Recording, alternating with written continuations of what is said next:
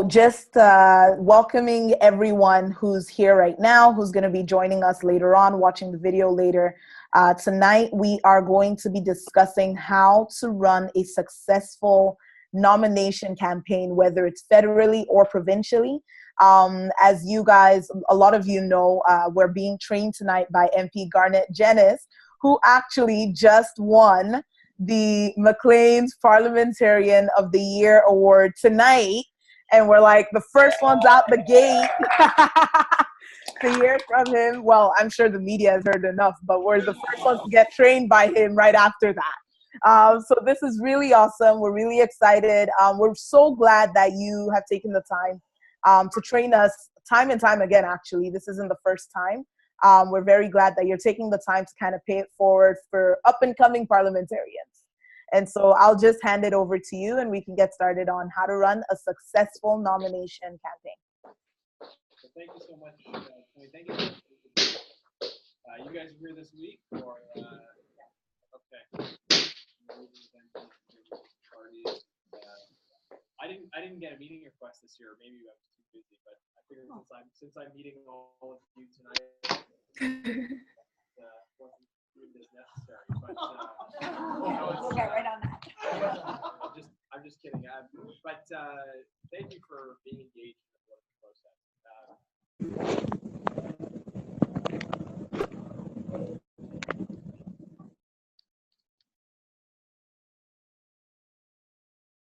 We're not hearing.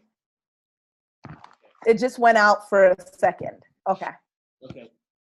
And they asked me, can you speak to the importance of voting from a Christian perspective? Why should people vote? And I guess the reason you should be involved in politics is the same reason you should vote. And it's the same reason you should do almost anything as a Christian. If you see issues of injustice in the world and you are not using the power that you have to counter that injustice, then you're not doing your Christian duty.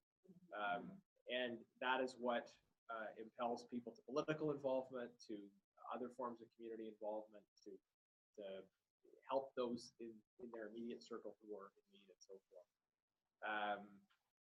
So now, for those who want to get involved as elected officials, for those who have other people in their lives that they want to get involved in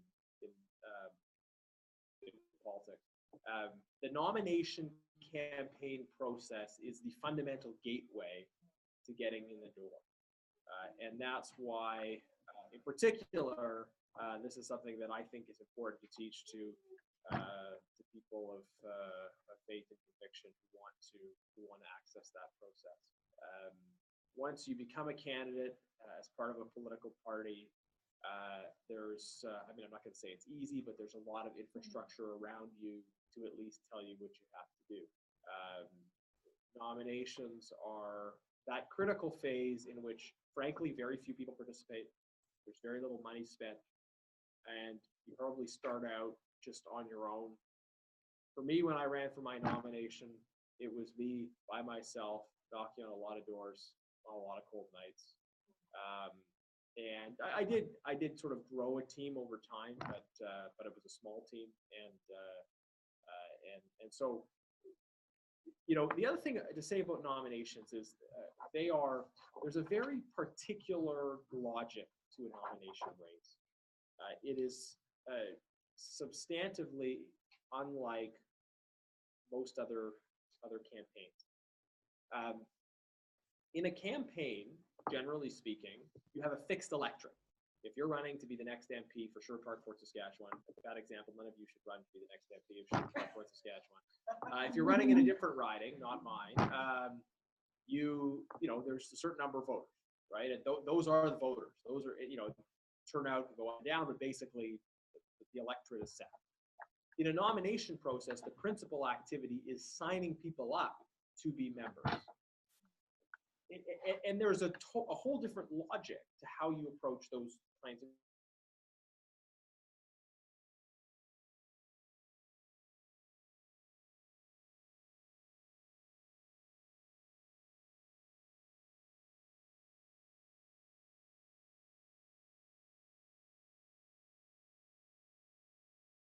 principal objective is bringing people into that electorate pool who are already supporters of yours, or very strongly inclined to be supporters of yours.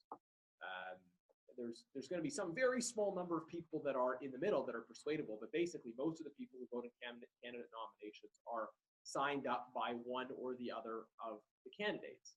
So it's not principally an exercise in persuasion, but it's a very mathematical exercise in organization. Does that make sense? That's coming across clearly? So people will ask, well, okay, like what abilities do I need in order to become a member of parliament? But this is the fundamental gateway to involvement. What ability you need isn't a doctorate in physics or the ability to speak 10 languages or even a really persuasive series of arguments. It's an ability to sign people up to be members of your political party and get them out to vote. It is as simple as it sounds. Nominations are, when you use the word simple, when you use the word easy, it can be the opposite of two different, it has two different opposites, right? Something can be simple or difficult, but something can be simple or complex, right? Winning a nomination is difficult, but it's not complex. It's that kind of simple. It's very mathematical as well. You know, everyone's going to try and bring people in as members. Whoever signs up the most members, very likely is going to win. So when I've developed this explanation of how nominations work that rely on a very simple math equation. Yeah, I couldn't even write it on the whiteboard. I guess that wouldn't be super useful to the people on the computer, and I'll talk it out verbally. But if you write on the lower half of the board, we could see that. Okay. Oh well, now we can see the whole thing. Oh. Okay, I felt like I was proposing for this. So now this is a slight simplification because just of time. I don't think you want me to talk for 5 hours, but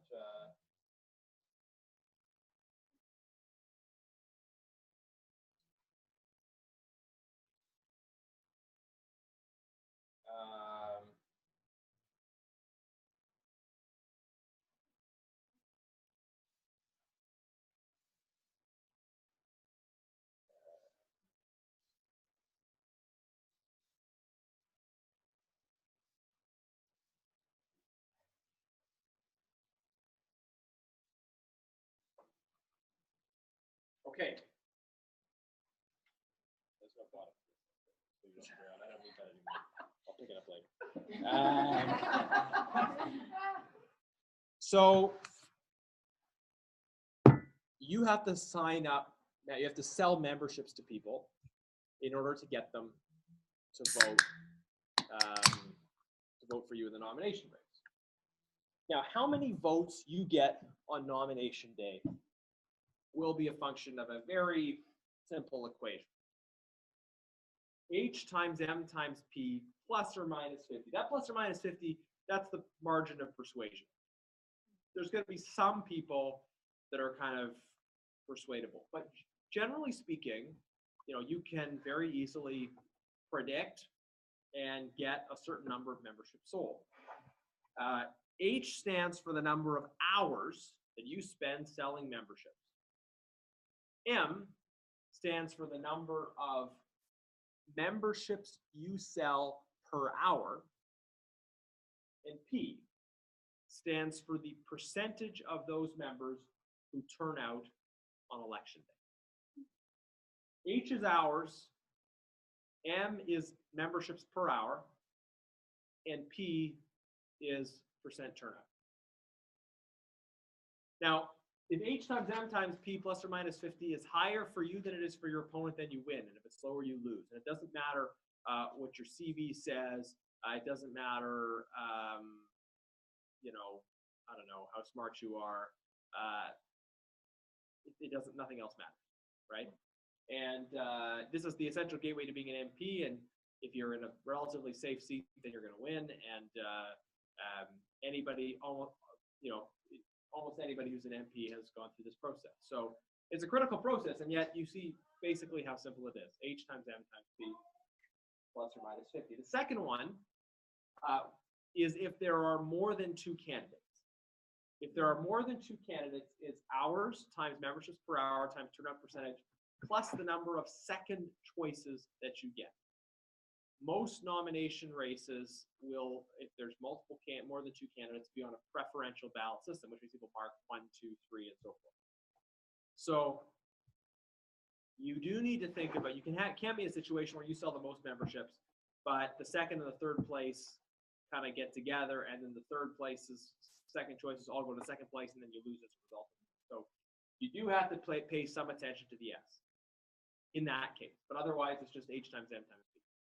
And the H, the M, and the P are the most important, generally speaking. Not always, but I mean, S matters, but those 3 are the most important. So if you guys want to win nominations, you need to maximize the value of H, M, P, and S. Okay? Make sense? So how do you do that? Good question. I'm glad you asked. All right. So the number of hours that you spend selling memberships. Now, it's important if you want to become an elected official to plan your life such that you can maximize the number of hours you spend out campaigning. And this includes the plans you make around family life, around children, around job, around what kind of other volunteer commitments you take on, obviously. And you need to think about those in a clear-sighted way. I mean, I'm not saying like don't have kids. I had kids when I ran, for example, but it's important to be aware of how these things will pull at your time, because if you spend very few hours and your opponent spends a lot of hours, then they're probably going to sell more memberships than you. You can only sell so many memberships per hour, and you can only, turnout percentage, it's going to be within a certain bandwidth, right? So hours is a factor where there can be the widest variation. And yeah, you need to have some clear thinking about your family, your personal planning, and how those fit into this. I had a friend who ran for a nomination, great guy, would have been a great MP. He had a full-time job that required him to travel, periodically.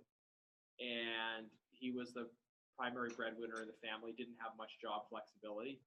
He drove downtown, he worked all day, he drove home, and he had to spend a little bit of time, with the kids, obviously. And he was running for a nomination.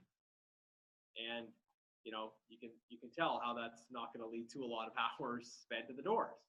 So how do you make that work, right?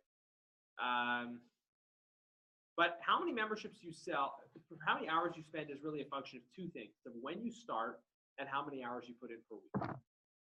This much isn't rocket science, right? If you start earlier, you're putting in more hours, and if you put in more hours per week, you're putting in. So if you're going to run in a nomination, one thing: start early. There's already people that are starting to sell memberships for the 2019 federal election for their nominations. Why not? I mean, if there's a sitting MP and you think that person's retiring, then maybe it's a little bit stickier. But if you're running in a riding that isn't held by the party that you want to run for, and you want to seek the nomination, hey, there's going to be a nomination in that riding. That nomination has already started effectively, right? So, and when you start right away, you're not going to fully know what you're doing. You're going to learn as you go. That's how it was for me. I mean, I experimented, tried a lot of things, tried things didn't work.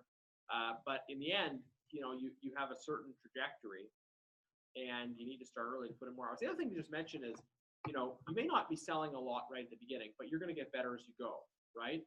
So if you add extra time, you're actually adding time at the end, if that makes sense, right? Because if you're campaigning for a total of 6 months, you're going to get to here in terms of your ability to sell membership. If you're selling for 12 months, you're going to get up to here, right? So starting early gives you more time when you're at your best. Don't worry about avoiding other elections. Like, don't be like, well, there's provincial elections and people are going to get confused, so I'm not going to sell membership. Look, if people are going to get confused, then they probably weren't that politically engaged, right?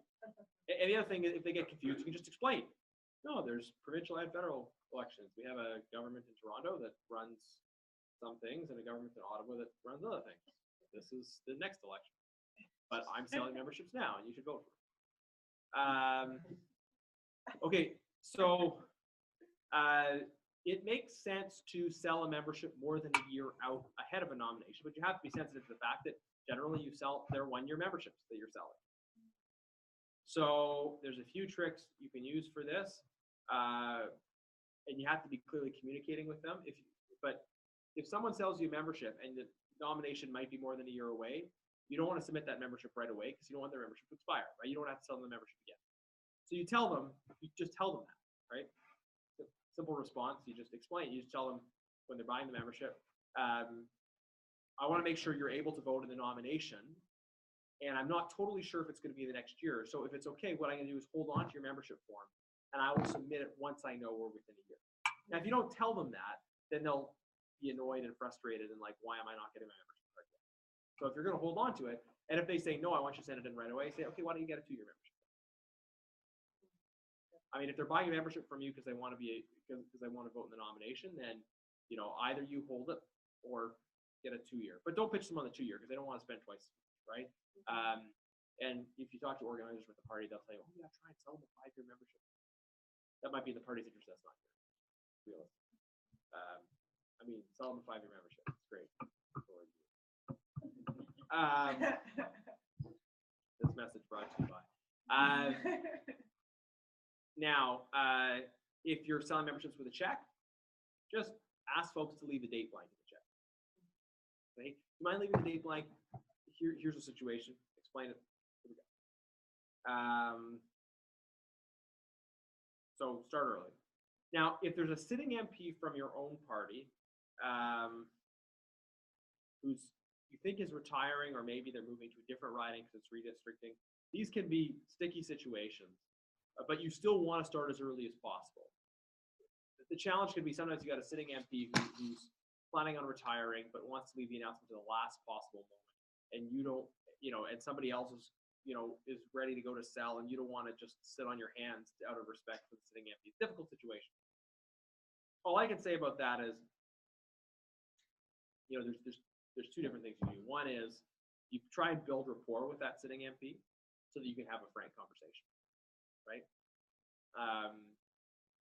And, you could say to them, like, I want to be really respectful of you. At the same time, I don't want to lose because I was sitting on my hands here if you're not going to run it. And I'm not going to challenge you. I'm not trying, but, another thing you can do in that situation potentially is just sign up people as quietly as possible. In my situation, there was a sitting MP who was moving to a different riding, and we had a frank conversation about it. I quietly sold memberships in the context of conversation with him. He never asked me not to do that.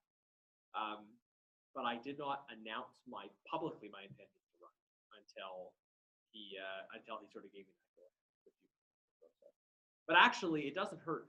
You don't have to make a big formal announcement as soon as you start selling memberships. It may make sense not to. You may want to sell memberships under the radar for a few months and then make a formal announcement at a time when it's going to get you more cachet. And those are strategic decisions you make based on your circumstances and so forth. But the main thing is to start putting in hours at the door as early as possible.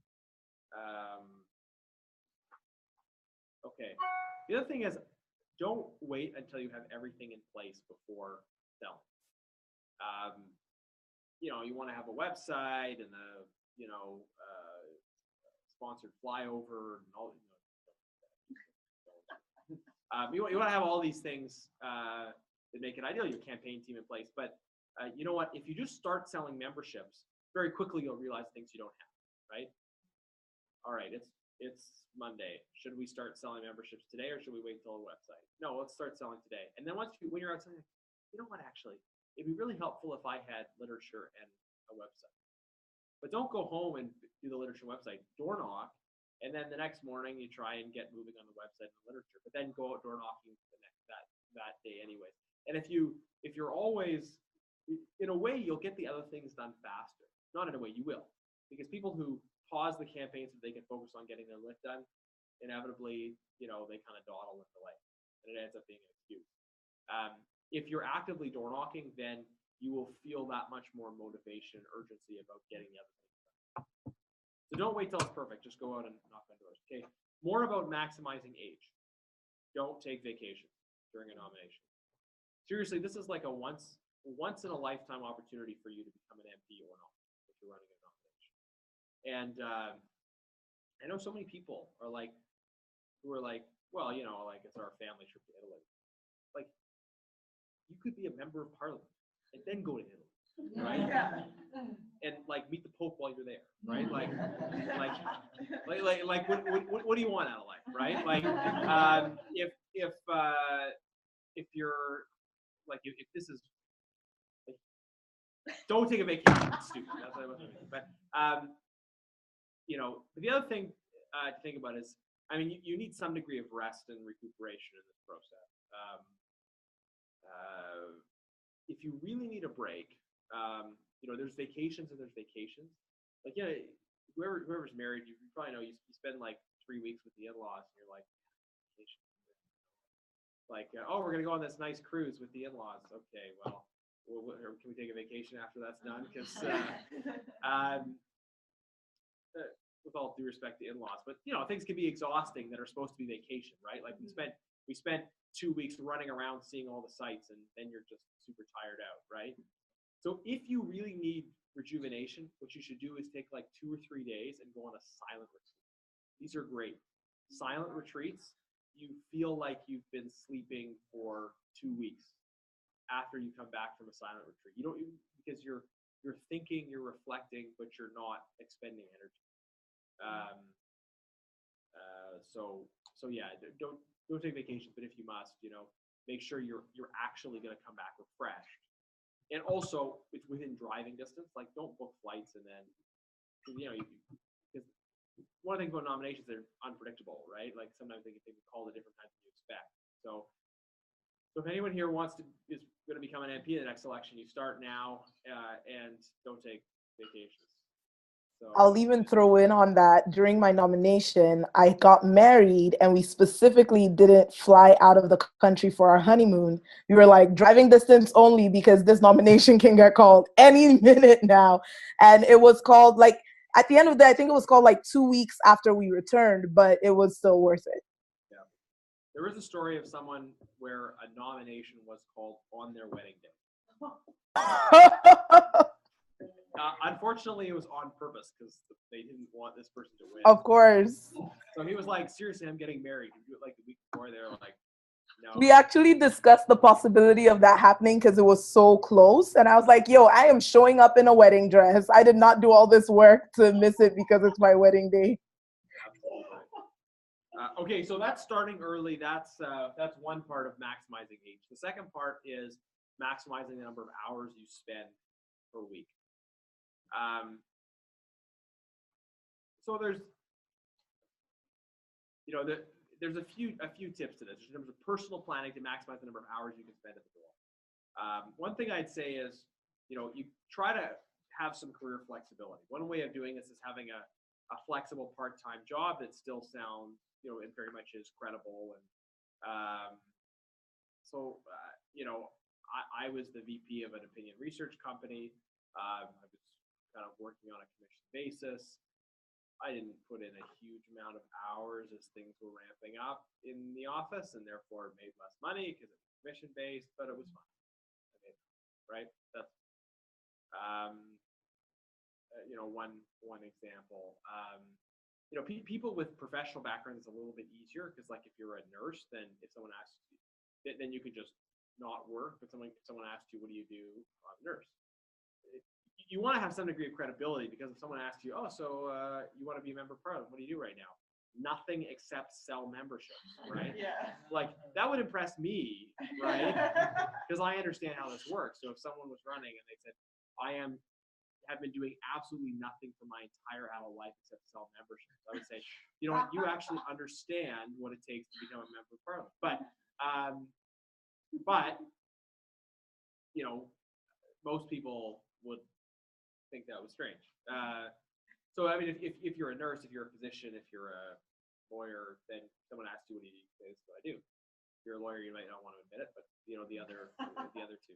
Now, but it's tougher otherwise. But no, if you can find a job that's maybe part-time, that's got some flexibility to it, and maybe kind of you're doing shift work or something, then you have a level of flexibility and think about that. So of course you got to think financially. How do you manage this financially? One of the suggestions that I make for people is you want to save quite a bit of money and keep it in a relatively liquid form. So you want to be able to do without income for a while so that you can focus on selling membership, right? And you can do that a variety of different ways. But if you put all your savings into the down payment of a house, for example, that's what I mean. That's not a liquid form, right? Because you have an asset, but you can't take it out, right? And you've got to make payments on that house, which means that you can't just quit your job and sell memberships because you don't have any money sitting around and you've got to make payments on your house. But if you at the same time chosen to rent a place, then you would have that money to draw to cover your basic expenses while you were running. And MPs are reasonably well compensated, so again, it's worth it, right? It's worth it to take that financial hit and that financial risk. It's just that if you don't have it in an accessible liquid form, then you're not going to be able to take that risk. So it's worthwhile. I mean, if you guys are running in 2019, then just go for it. But if you're thinking about it in the future, save your money. Try and if you have a year's worth of living expenses, whatever that looks like for you, then yeah, you can boldly quit your job and knock on doors all the time, and that will mean a much higher number for age, which increases your chance of winning. And don't lie to yourself and say this stuff doesn't matter, because it does, right? Whether your decision to quit your job or not might make the difference between whether or not you become an MP, right? And again, it's worth it because being an MP is important, and you don't want to leave anything on the table. You may only have one good shot at a nomination. I don't want to be super prescriptive about this, but like plan your family with nomination success in mind, whatever that looks like, right? Maybe that means kind of actively engaging your parents or your support structures to kind of be available to you,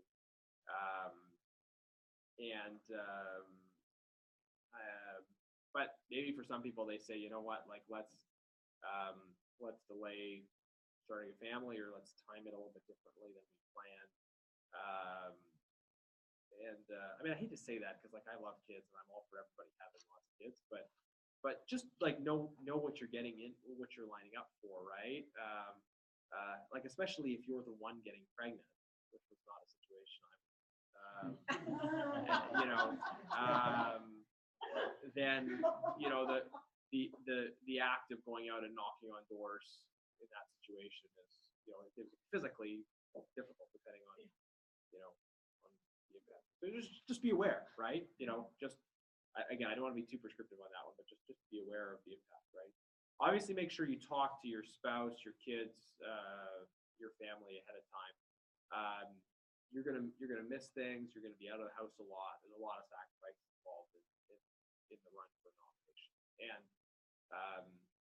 and you don't want them to be under the illusion that this is going to be like a 2 evenings a week and on Saturdays kind of activity, right? Like this is a 6-day a week, all in, thing. And so they need to buy in for the hours as well. Okay. Oftentimes when I go through this, I'll ask somebody to share based on their personal experience, and we have a bit of a dialogue about that, which can be instructive. We got a big group here, but is there one person who is interested in running for a nomination at some point that is comfortable telling everybody about their personal finances and family situations such that we can use you as a teaching tool? Okay, I got two people. We'll do both three. Oh, really? Okay. Oh, okay. Right, and you're from Caledon area, or okay, cool. And you're back for more. Wow. Okay. Okay. Well, we'll do you two then. So you are. I'm Ashley. Okay. I'm from Vancouver, live in Franklin. Okay. So I actually have a lot of student loan debt. I've got a lot of debt built up. Okay. Ashley, speak up a little bit so that we can know your story, so we can hear his response. Are you married? No, I'm single, no kids. Rent. Okay.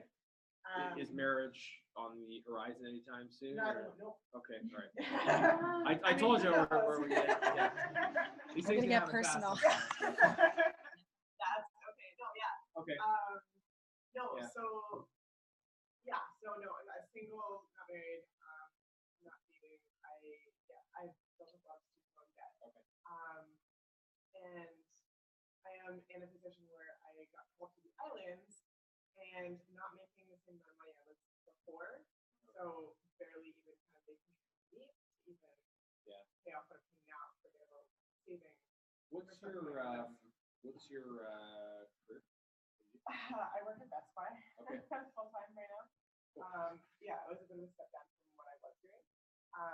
But it's something that I needed. I was excited. Okay, cool. Yeah. So I needed something more flexible. And I don't know what it was, but I felt like I needed a job that was more flexible. I didn't know what I was going to be doing. So I chose flexibility, and I'm renting. So that kind of thing sounds like it's prime for this, but Now for you, be frank, like if you're planning on running for like a conservative nomination, if that's Vancouver Island is not the best territory. So I would suggest, if you're going to organize your life around this and make a run at it, you want to do it in a place where you have a good chance of winning. I mean, every party needs candidates in every place, but so that's probably going to, if you're going to take a run at it, it's probably going to require you to make some kind of a transition anyways. But because you're single, you have a level of flexibility though that would still allow you to work, and like you're doing shift work, right? So that's not a bad situation to be in, right? Because if you're, you can still work 40 hours there, and you can spend 30 to 40 hours working on your nomination. But as much as possible, if you can, find the cheapest possible accommodations, such that you can, maybe you probably already have, but but if you can scale back your spending such that you can work fewer hours, and it's shift work, so you got the flexibility, which is great. So you can work 30 hours a week instead of 40. That means you can spend those extra 10 hours more, right? So that's a good example of one way of making it work. And if you if you have a family, then later on, I mean, there's the disadvantages. You got to spend the time with your family. The advantage is, you got someone else, earning money too, right? So you can figure that out. But I mean, and I'm not. This is not a way of saying, well, certain people just shouldn't run or can't run, right? It's just try to plan as much as you can, right? Okay. I'm Hannah. So my scenario is I'm single. I have an amazing part-time job. I've had a lot of experience with them. Even people have been encouraging me, but I'm at the age and stage where I'm 35 now, so I'm just starting to talk to someone. So I'm like, family soon. I own my own house. I'm really independent. I have a lot of free time.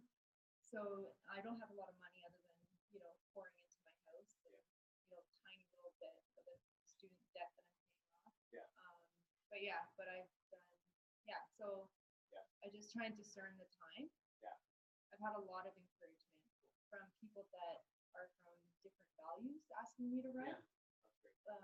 We have CBC downtown Hamilton, and even he encouraged me to run, the director of it, and he's not even with conservatives or anything. And just because I stand up a lot in the community for things for youth, and I've done speaking in high schools and different things. So I've been able to leverage, the doors that God's opened me there, but I'm just trying to discern, like, oh, does he want me to sacrifice now this next stage, or am I going to meet somebody soon, or so.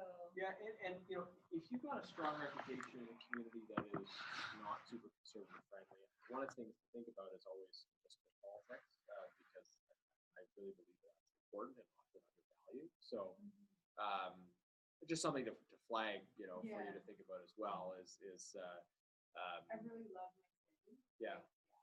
I've been here my whole life. I've been sick. Yeah, you're not someone who wants to up and move to a different place to run or something. But in terms of the sort of personal setup, right? Okay, so you own your own house. It's fully paid off. No, but I have it's in Hamilton, so it's done well. Right. Okay. Yeah, I have a lot of equity. Yeah. Awesome. And then you've got a great part-time job. So you have a few options. I mean, if you're working part-time, and it's good to be employed part-time to get something to point to, right? Sounds like you already have a lot of flexibility. Like, how many hours of work do you a week? I work about 2 hours. 2 hours a day. Okay. And that covers your expenses. I work on commission. Oh, I work okay. from home. Oh, fantastic. Okay. That's what do you do? Well, right now, because I'm a designer, Okay. so I go in and I draw, and Awesome. I provide quotes, and then I do paperwork at home. Okay. And I'm also taking some insurance and investment courses just as a hobby, so I might get provincial license. So yeah. Yeah, that's awesome. So, like, you're in a perfect position to run, right? Because you can keep doing what you're doing, and then you've already got a If lot I of meet time. somebody and I have babies, like, you know what I mean? Like, I'd still say run. I mean, I'm just being completely honest here. it's gonna Yeah. I mean, it'll take some time to get to the point of babies being out. Yeah. So And then, I would say now That's true. it's 9 now, months. right. Yeah. Now is probably a great time to think about it, because not having babies, I don't want to cry that much, but running, right? Because if you run before you have a family, it's easier to have a family once you're already there than to move into it as you have. Yeah. So So you think it's a good time? What you're saying? I probably, yeah. I mean, I don't have all the information yet, right? But I think,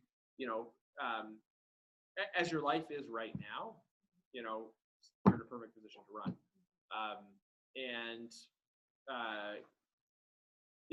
Even if you, even as things potentially progress, and it really depends on your partner, and hopefully, well, it's got to be someone that's willing to take an active involvement in childcare, so that you can be out campaigning, right?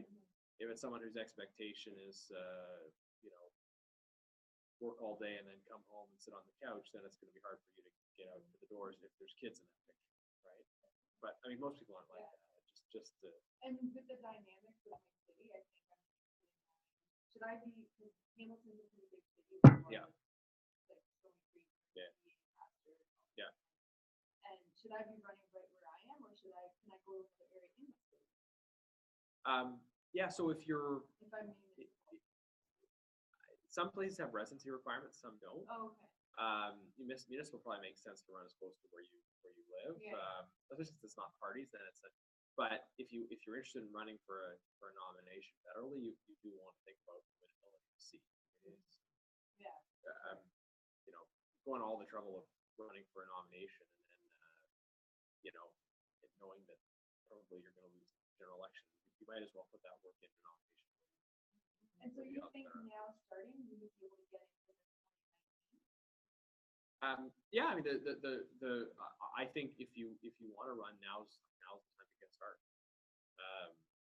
Absolutely, and you want to have a look at the seats, and if there's ridings that were strongly conservative before and just barely went the other way this time, that would be a good one to look at. And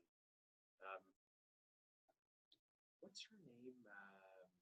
Philomena Tassi. Yeah. And she's liberal. I like her, but right, if that was a pretty strong conservative seat beforehand. Was it? I don't know. Or maybe it was NDP. I don't. I actually know the seats there, but yeah, just have a look at the seats and. Oh well, let's move on from that point. But yeah, just to illustrate, H isn't just about the campaign; it's about your life, right? Starting early and organizing your time so you spend as many hours as possible. Okay, so let's go on to M.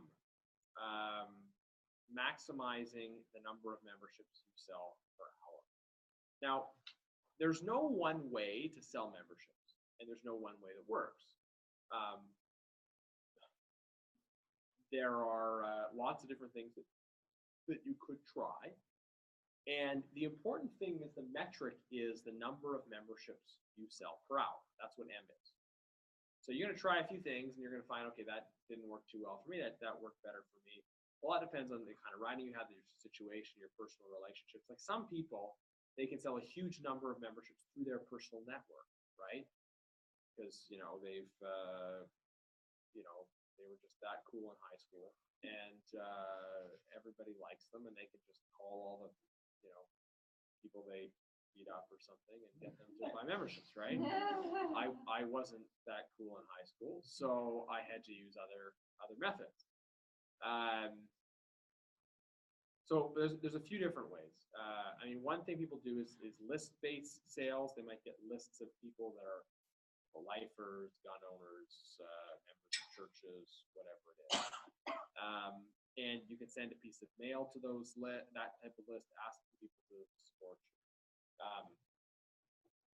you. I mean, these can be kind of hit and miss, though. I find that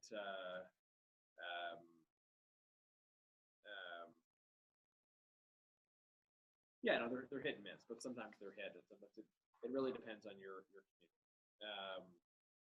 And there's a different psychology to lots of different kinds of communities. Some will come out more than others. Some churches will be more engaged than others.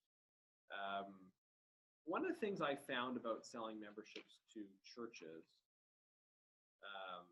and this is sort of less about list-based, and more I guess the next point would be network-based sales, selling through. But if I would have thought that selling memberships to people in churches would have been an exercise in like issue alignment, right? Oh, I stand for this issue and this issue, so you guys should all support. Churches are more politically diverse, though, than you might think, and but there's also still a question of credibility and trust. But in addition to being places where people are generally speaking have a relatively common worldview, churches are places that are really, really well networked and where there are opinion leaders that are trusted. What was more effective for me at getting people at Church X to support me wasn't so much the issue, but it was, hey, Bob's on the bus and Sally's on the bus. You should get on the bus too, because there's a legitimate sort of trust in what other people are doing and the opinion leaders in the community. So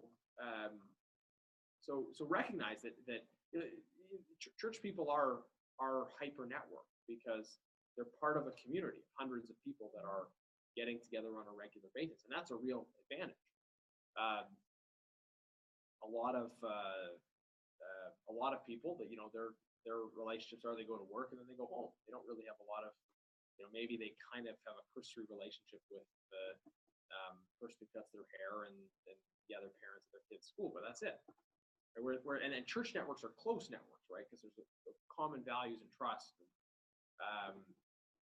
The way network-based sales work in practice is, you try and sell someone a membership, you call them, you meet up with them, and then you ask them, are there a couple other people you can connect me to? And you try and kind of work the scene. That's one way of doing it. wasn't the principal strategy I used, but it's a strategy. Event-based sales. You have a coffee party, right? Let's say Pam's running and I'm supporting her and I live there. So Pam says to me, "Can you organize a coffee party?" Now, in order to make this work, she's got to give me clear instructions about how to do it. I'm going to invite my friends.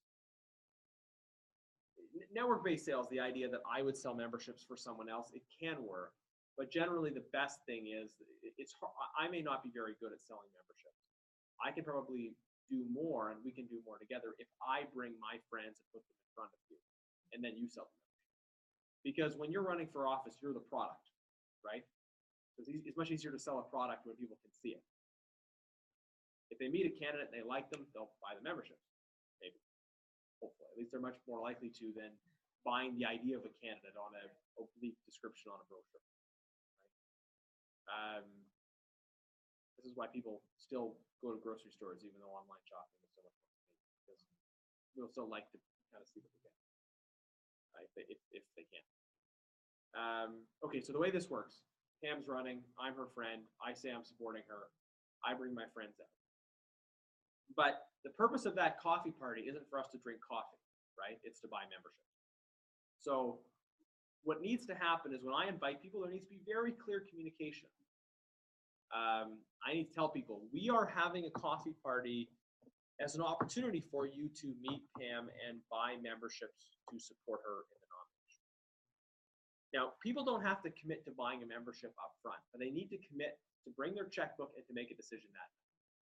Because if I have 15 people that like the message but forgot their checkbook, say, okay, call me, follow up, maybe, then it's going to be, she's going to have to do all the same work she would have had to do if there hadn't been a coffee party. If she has to call those people and go to their houses to get their memberships, there's no point in having the coffee party because she could have done that anyways, right?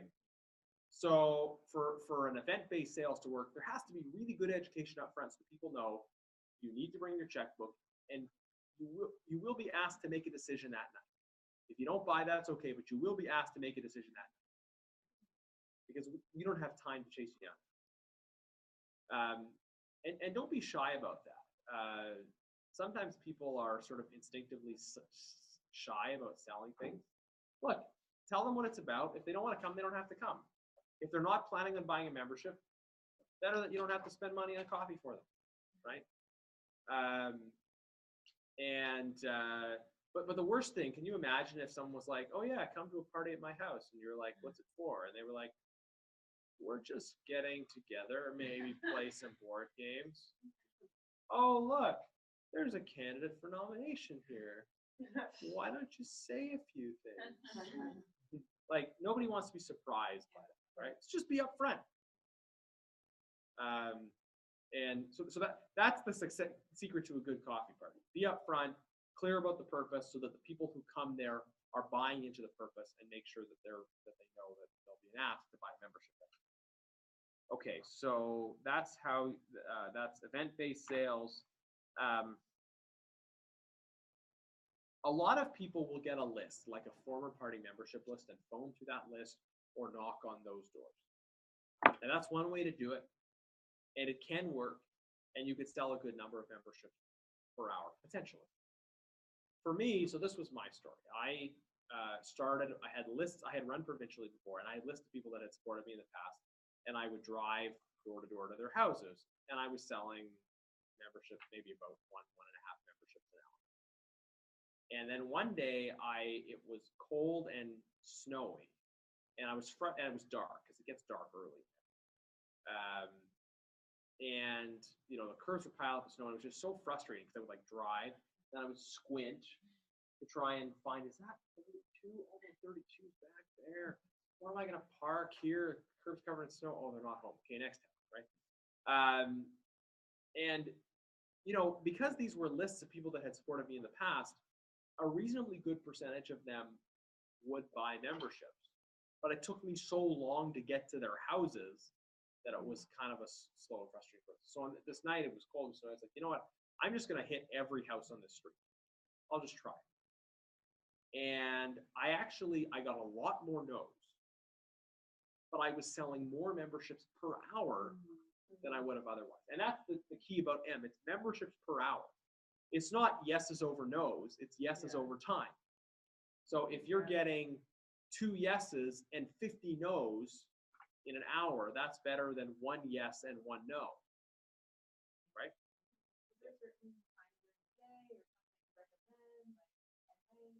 So I generally door knocked in the evening, but I found when because I was trying to balance work and family, but I found that I actually had the same sales rate per hour. There were more people not home during the day, but I had the same sales rate per hour during the day as and the thing is, the not homes are really fast, right? Let's talk about that in a minute. But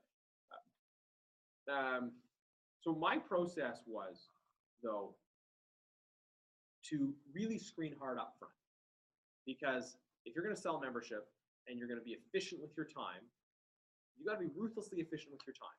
To hit M, you got to be so efficient with your time. Like some candidates, they'll already have made the sale and then they'll want to tell their life story after that. No. After the nomination's over, you can write your autobiography, right? That's not what it's about winning. It's about getting M up so you can be an MP.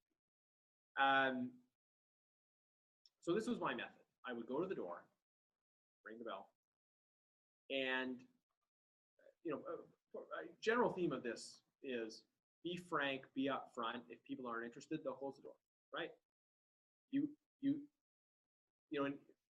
In sales, you call this sort of pre-qualifying people, right? You want to spend your time with people who are going to buy, right?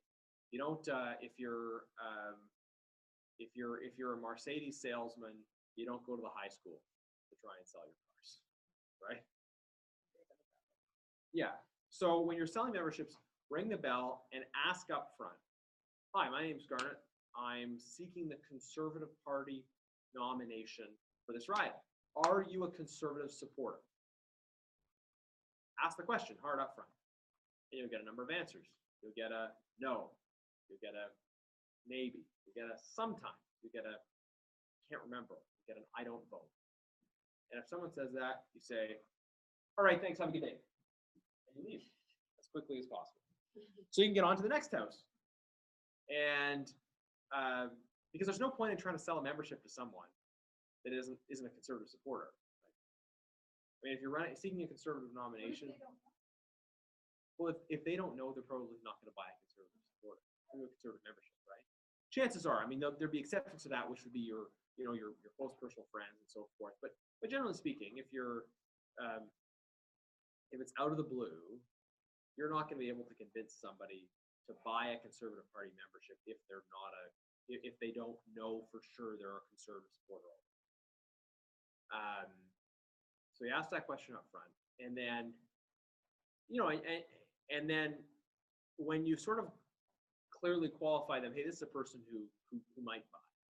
At that point, my method was slow the conversation, right? Okay, so what issues are important to you? Oh, that's great. I really like that picture you have on the wall.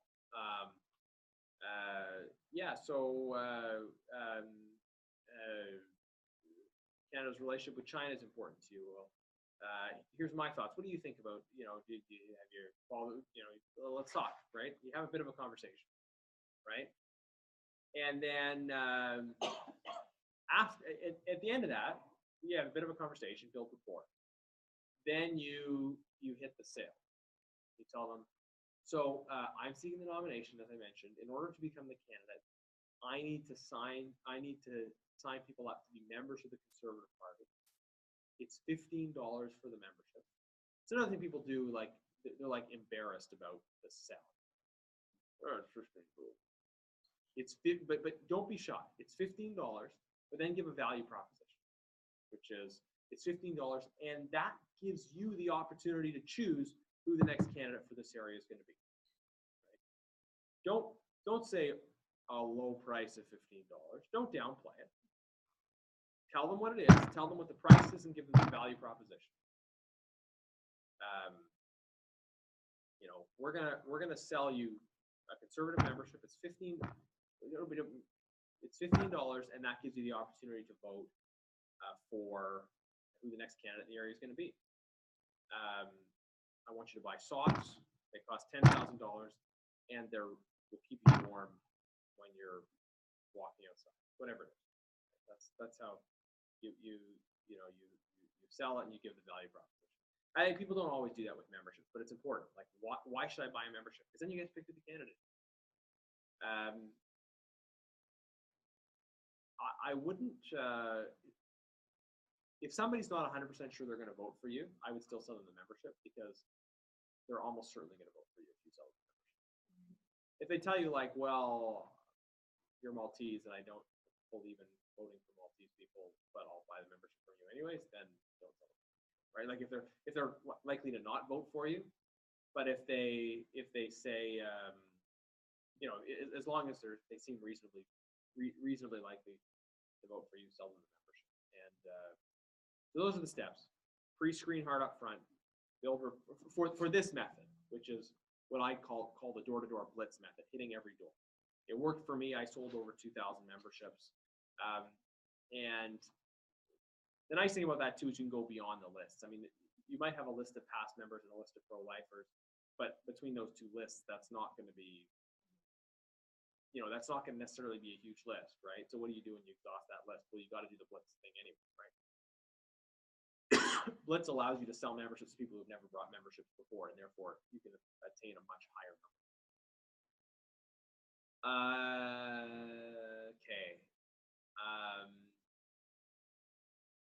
That is and if they buy the membership, key point for getting your M up is the family upsell. You'll have done a lot of work to get to the point of selling them that membership. You don't want to just walk away with one membership. One membership is good enough, right? So what I do is a certain party had this family membership form where you could put the names of multiple members of town. Made it real easy. So you fill in the first name, and then you just casually move your pen to the second line and say, "Oh, can we put your wife down as well? Can we put your husband down as well?" And I wouldn't even ask, "So are you married?" No, can we put your wife down as well? If they're not married, then they'll tell you, right? Why not just put it out there, right? And then once you got the spouse down, you say, now anyone 14 and over can become a member. I had this mischievous line. Should we get your kids involved? It wasn't should we sign them up? It was, should we get your kids involved? Everyone wants to get their kids involved in civic activity. Should we get your kids involved? Absolutely, right? And so if you can, if you can sign up a family, that's just with having those lines just delivered right. Man, that makes a huge difference. The difference between selling one membership and selling 4 memberships in a house. So that's kind of the blitz method. It worked very well for me. One of the things about this is a few more things about maximizing M in this context. Okay, so your performance is going to be a key element for your effectiveness. So it's about putting in the number of hours, but in order to achieve a high M, you want to be performing well, which means resting well, which means feeling good, which means being well rested, which means having eaten beforehand. Don't think, okay, I'm going to stay up till 3 in the morning playing video games. Then I'm still going to get up at 7 and go knock on doors. No. That's that might work if you're going to wash cars or something. There's some things you could do on 4 hours sleep. But if you want to be an effective salesman at the doors of memberships, you want to be well rested, energized, feeling good, and whatever that looks like for you.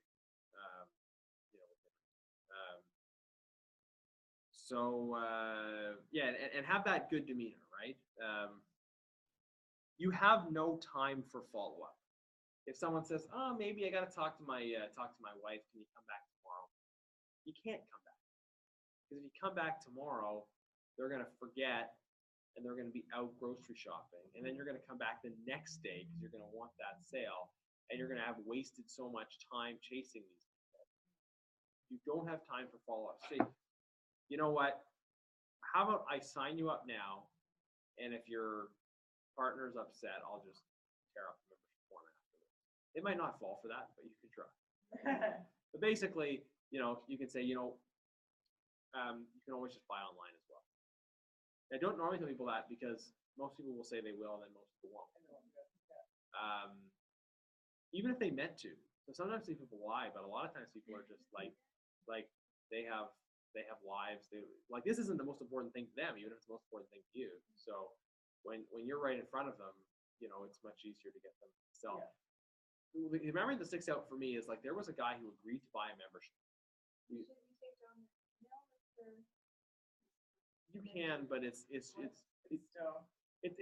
doesn't hurt.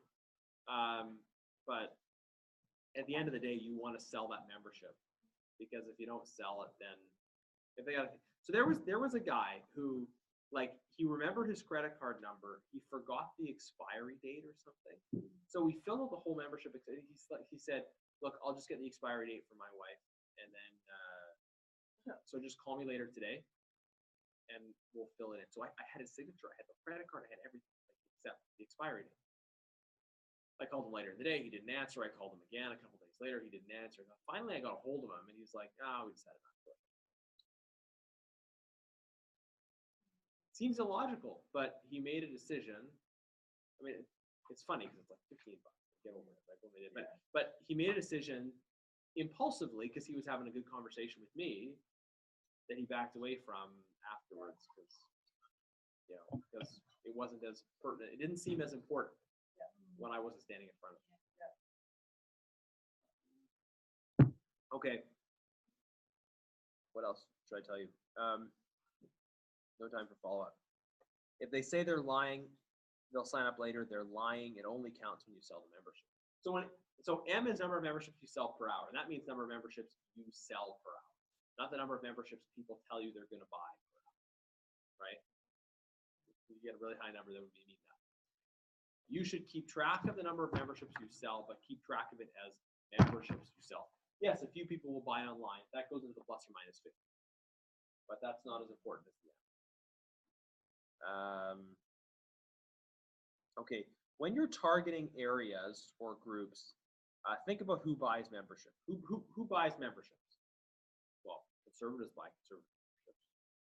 People who have a reason to buy, they have some conviction reason to buy. Also, seems fairly obvious, but people who have money, people who are wealthy.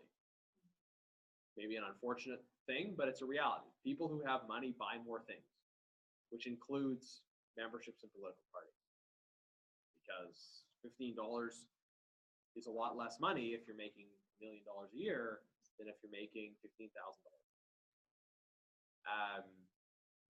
So when I was selecting areas to door knock, I realized that, you know, people's first thought is, let's find the polls, the parts of the riding that are more conservative, sell memberships there. And that makes sense for door knocking for a general election. But for a nomination, you should choose the wealthier areas, even if they are less conservative, as opposed to the conservative areas. Why is that? The problem with door knocking in conservative areas where people are relatively lower income is that they will want to talk to you, but they will be less likely to buy. Which means you will have long conversations that will still lead to no's at the end. Or if they buy a membership, they're less likely to do the spousal upsell, right? No one's enough, you know, because hey, if me and my 2 kids buy, that's $60. I mean, that's a night out, right? And if you're a family that takes, you know, a night out every 2 months, and that's your night out, you're not going to buy the membership. Right? Whereas in a wealthier area, even if there are more people from other parties or non-supporters, those are really short conversations. Right? If you get 10 no's, because they'll be really short, and then if someone's a conservative, yeah, sure, I'll buy. Should we have the kids involved? Yeah, absolutely. Yeah, I put them down. Yeah. How much is it? $50? Oh, 15. Whatever. Like rich people buy more things. I mean, I don't mean the super rich, but you know, if you're looking at your riding, and and some of this may, like, I have a higher income riding, so the blitz method made sense for me. If you're in a relatively lower income riding, you may find that it doesn't work because the blitz method doesn't work. You need to rely more on personal network because you may find, hey, your M is lower. And this is the point about maximizing M is it's based on what works for you in your situation. Try different things and see where am I achieving the greatest number of membership sales per hour. Does that make sense? One other thing about maximizing M is do consider family size. If you have a way of reaching out to large families, that can be. So I organized a homeschool meet and greet, and I thought it was a big failure because like one family showed up, and then we sold 8 memberships, and I was like, wow, go homeschoolers, right? Like, so something to keep in mind as well is finding ways of thinking about that family size. Okay, so that's M, that's H, that's M, and P, the turnout. What allows you to achieve high turnout is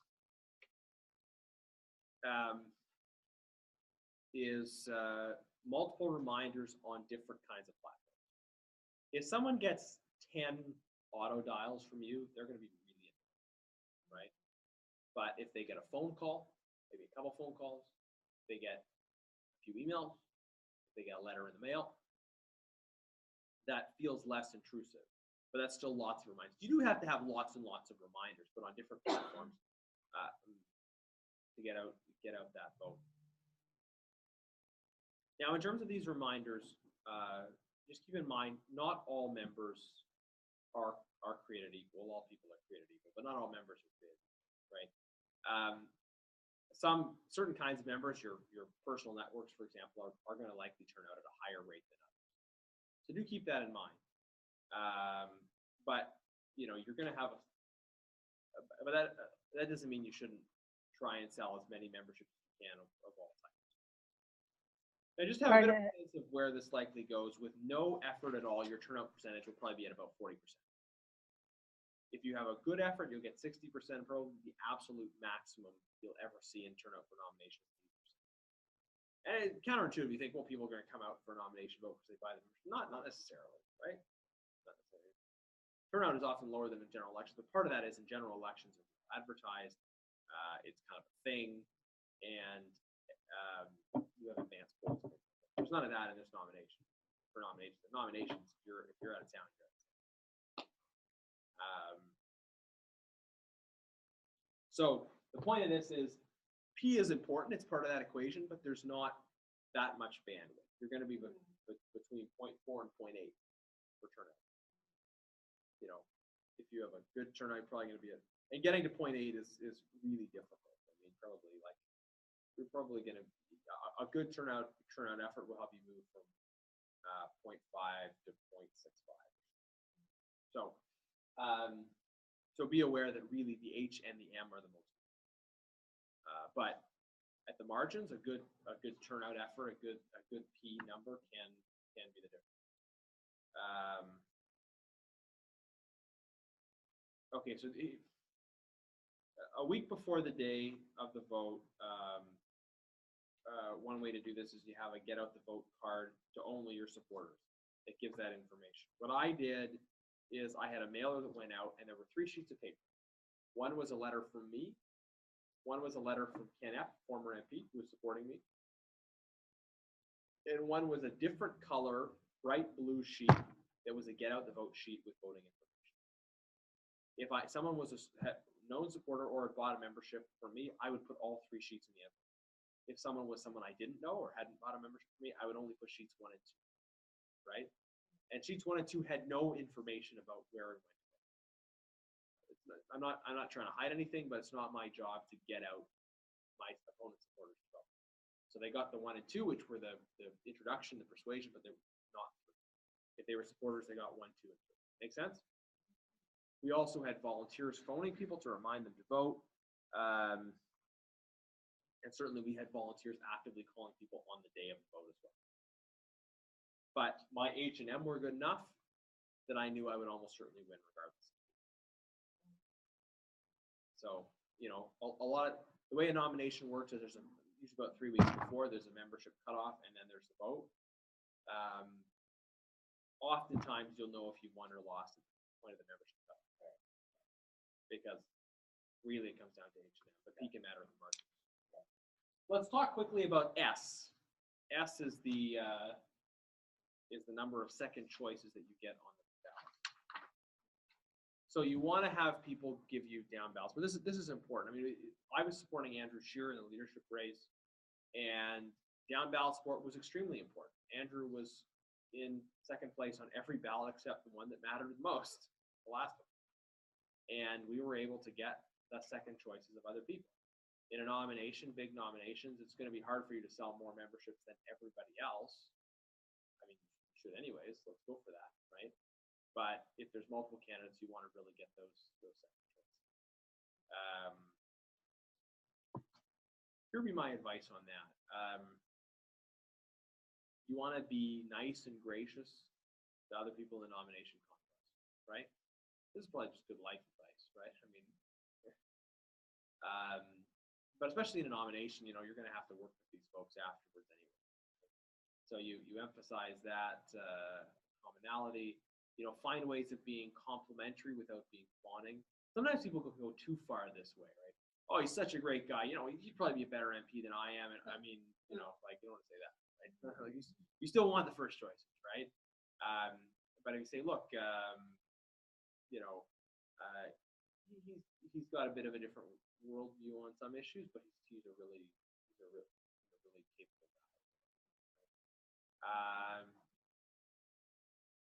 So be gracious to other people, and this helps because, look, a lot of people someone brings in, they're going to be their friends in the first month, right?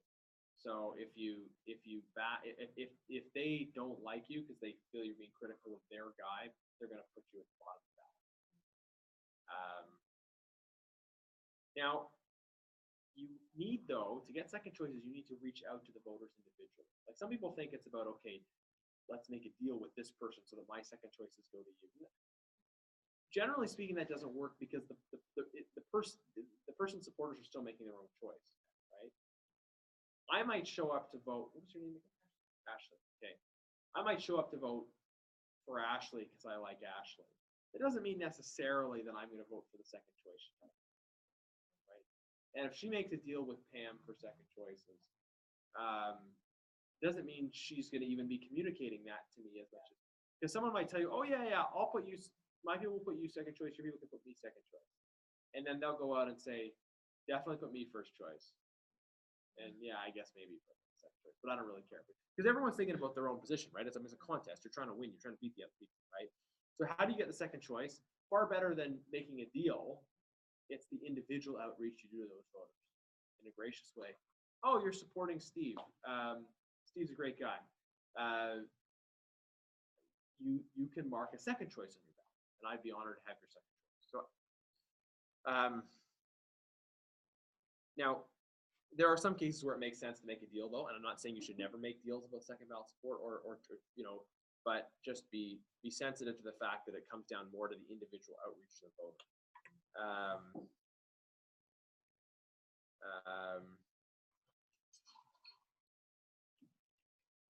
What else should I say about second choices? Second choices.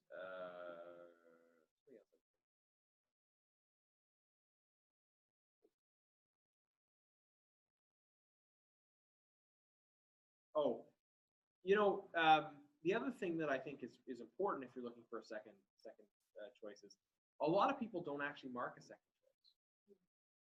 And a lot of people don't understand how a preferential ballot works.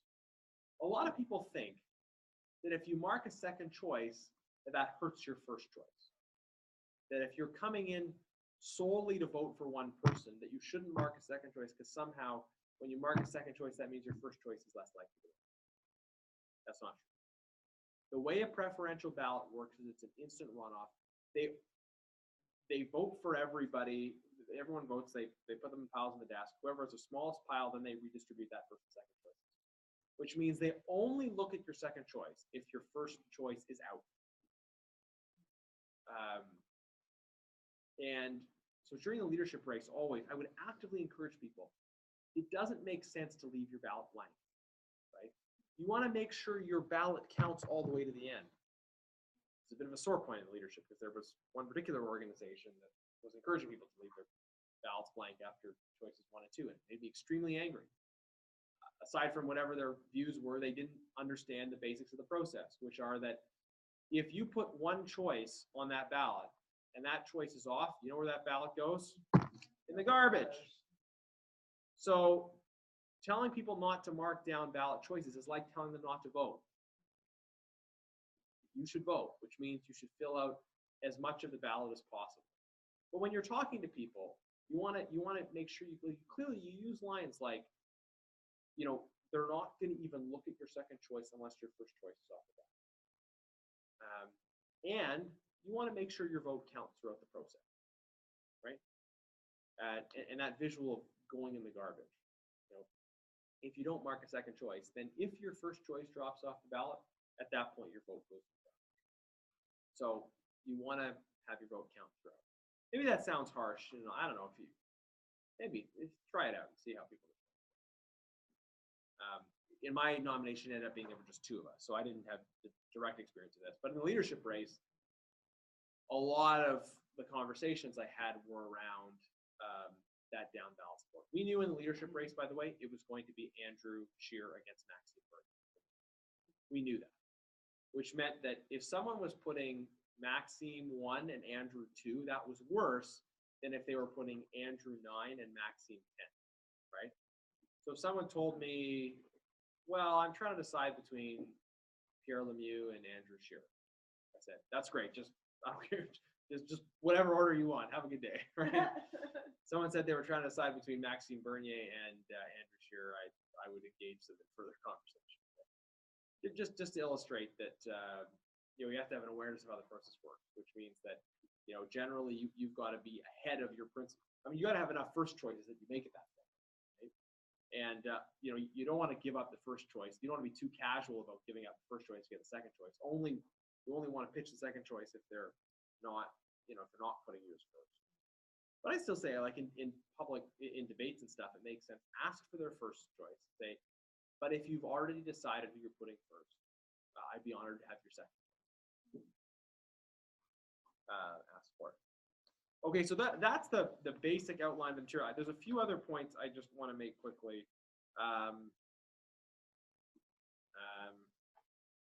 In terms of picking your riding to be successful, you know, I'd encourage folks to run in a safe riding. You know, if you run in a safe riding, you're more likely to win, but you're also more likely to have time to invest in causes that are important to you once you're elected. If you're in a marginal riding, sort of the nature of it is you're forced to do a lot more constant,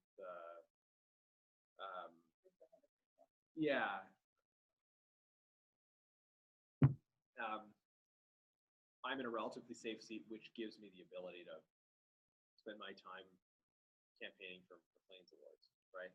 Yeah, it's a meaningless award. People vote for it. I just paid off enough.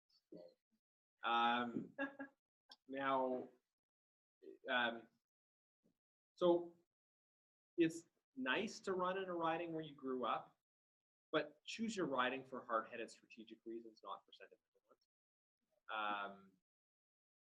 You know, don't be one of these people that, oh, it just kind of feels right. Oh, yeah, but it sounds dumb, so I don't care how it feels, right? For example, it's a plus because you got those more personal relationships to lean back on. But again, think about it's about strategic reasons, not sentimental ones. But you do want to live in your riding. So if you're going to run somewhere, then move. This is another advantage to delaying home ownership and having, you know, and renting because you got flexibility. You don't have to live in the riding you run in. But I got asked more about whether or not I lived in the riding than I got asked about my convictions on any particular issue, which doesn't sort of really make sense. But maybe it does in the sense that people want to know there's some personal authenticity and representation. representation. So, and it's more important in some places than others, but generally speaking, you want to live in it. Which doesn't mean you have had, it's necessary that you always live there, but you want to move if you can, if at all possible. Okay. Just quickly on issue-based pressure groups. They're generally unlikely to deliver big numbers. Like, no pro-life organization, no gun owners organization is going to hand you your nomination. Realistically, hopefully, for instance, in terms of pro-lifers, I knew way more pro-lifers in my riding than some external national or provincial organizations. They can help a little bit, but very unlikely that they would have more contacts on the ground than I would as someone that lives in the community. But churches are key. Again, oftentimes you can activate them more on the basis of the personal networks than the issues. Finding those key people within the church that know the personality. And you've got people probably from different denominations, and I'm Catholic. I grew up in an evangelical church. There's distinct different dialects of churchanese, right? You know this because people will say like, I don't know, were you born again? And some people are like, yes. And some people who would have had the same kind of experience, right, will be like, what does that mean? So just you want to be sensitive to this too, and to the different ways. But this is why when you engage through personal networks, oftentimes that can really help. People can help you. So as a Catholic, I got a lot of support from evangelicals in my ride. They had no problem with the fact that I was Catholic. They wanted to know if I loved Jesus or not, right? Which I do. But we again, just different ways of expressing ourselves, and it was important for me to be able to talk about my faith in a way that was sincere and authentic, but that was using a language that people in that community knew what I was talking about. If I said I participate actively in the sacramental life of the church, they would have said, "What does that mean?" Right? Okay. And then engaging specifically with minority faith communities and ethnic communities is important in certain ridings. And again, when it comes to ethnic outreach, so-called, a lot of the media narrative kind of distorts this, right? Like Jason Kenney for the Conservative Party did a lot of work building relationships with people in different ethnocultural and religious communities. But if you read the media stories about it, they make it out like he just went and ate curry with people and then they all voted for him, right? They call it, he was nicknamed by the media the Minister of Curry in a Hurry, and it was sort of this. But the reality is, Jason is a very thoughtful person with a genuine interest in other people's life experience and faith perspective. So it wasn't about going and eating curry. It was about being able to have a serious conversation with people from the Sikh community about human rights concerns they have in India, or being able to speak intelligently about tensions between the Francophone and Anglophone community in Cameroon, or knowing the differences in priorities that might exist for a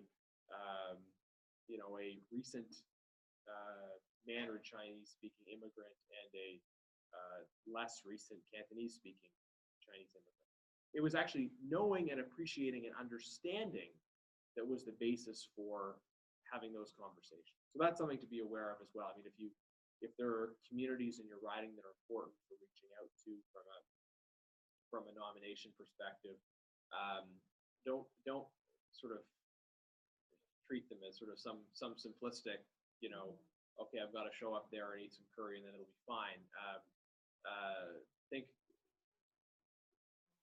Treat them with seriousness, right, and understand what their concerns and priorities are.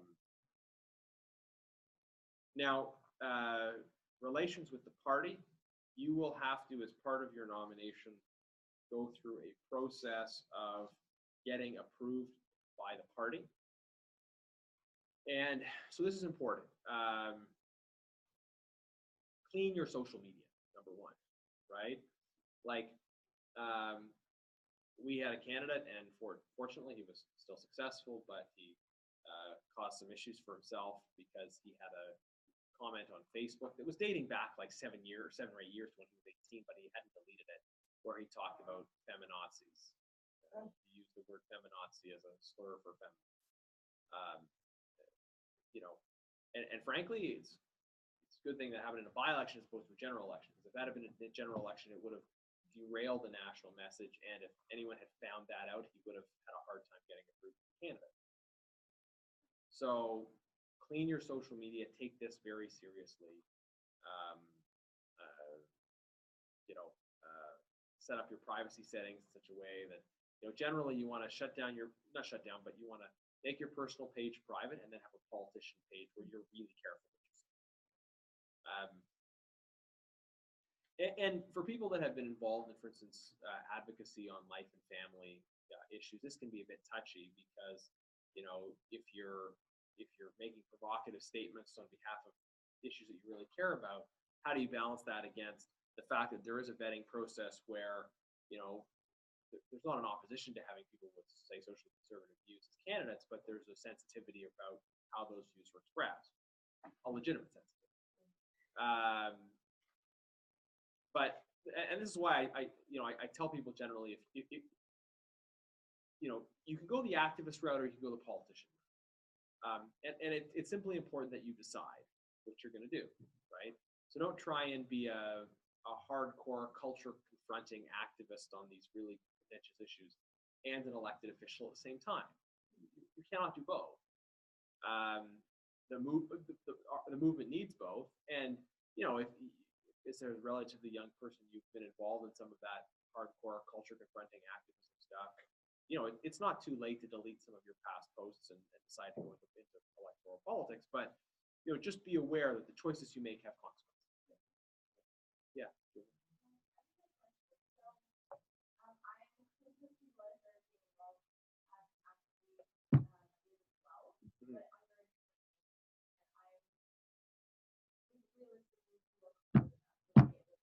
Right.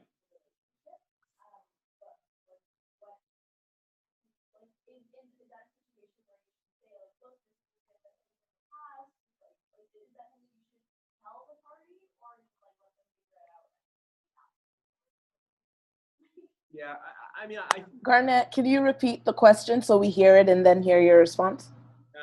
Lisa's been involved in activism in the past. Lisa? Leah, sorry. Activism in the past, but under a different name. Maybe your real name is Lisa.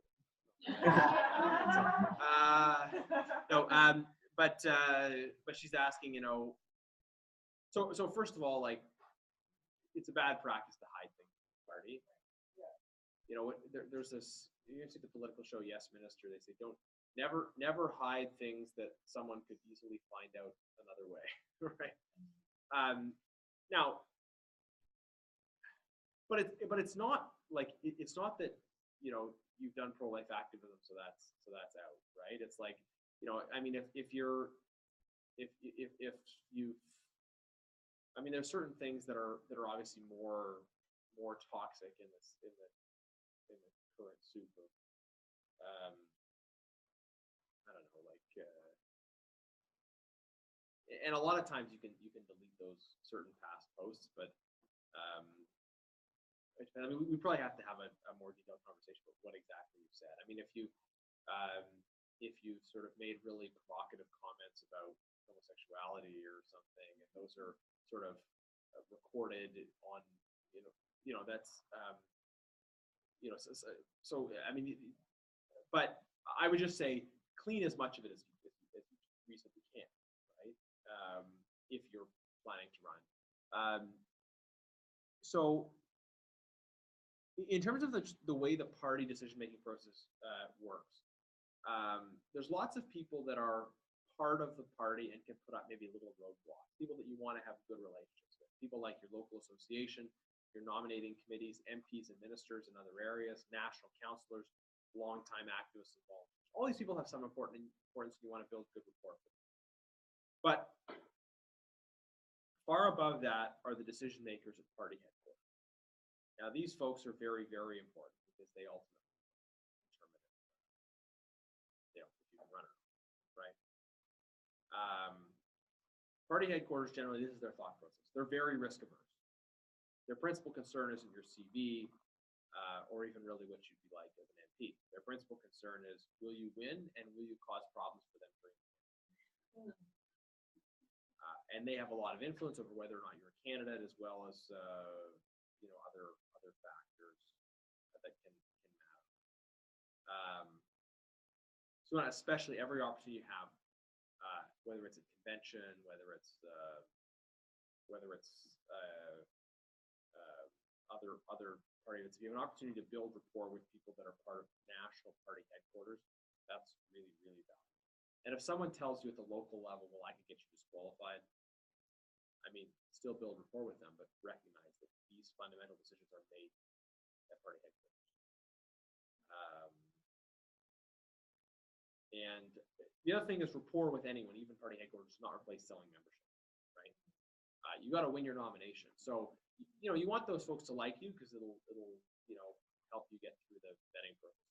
But at the end of the day, they could love you and you can sell no membership to lose. So it does come down to selling memberships. There's a lot of people that can put roadblocks in the way, but you still have to run the distance yourself. Right.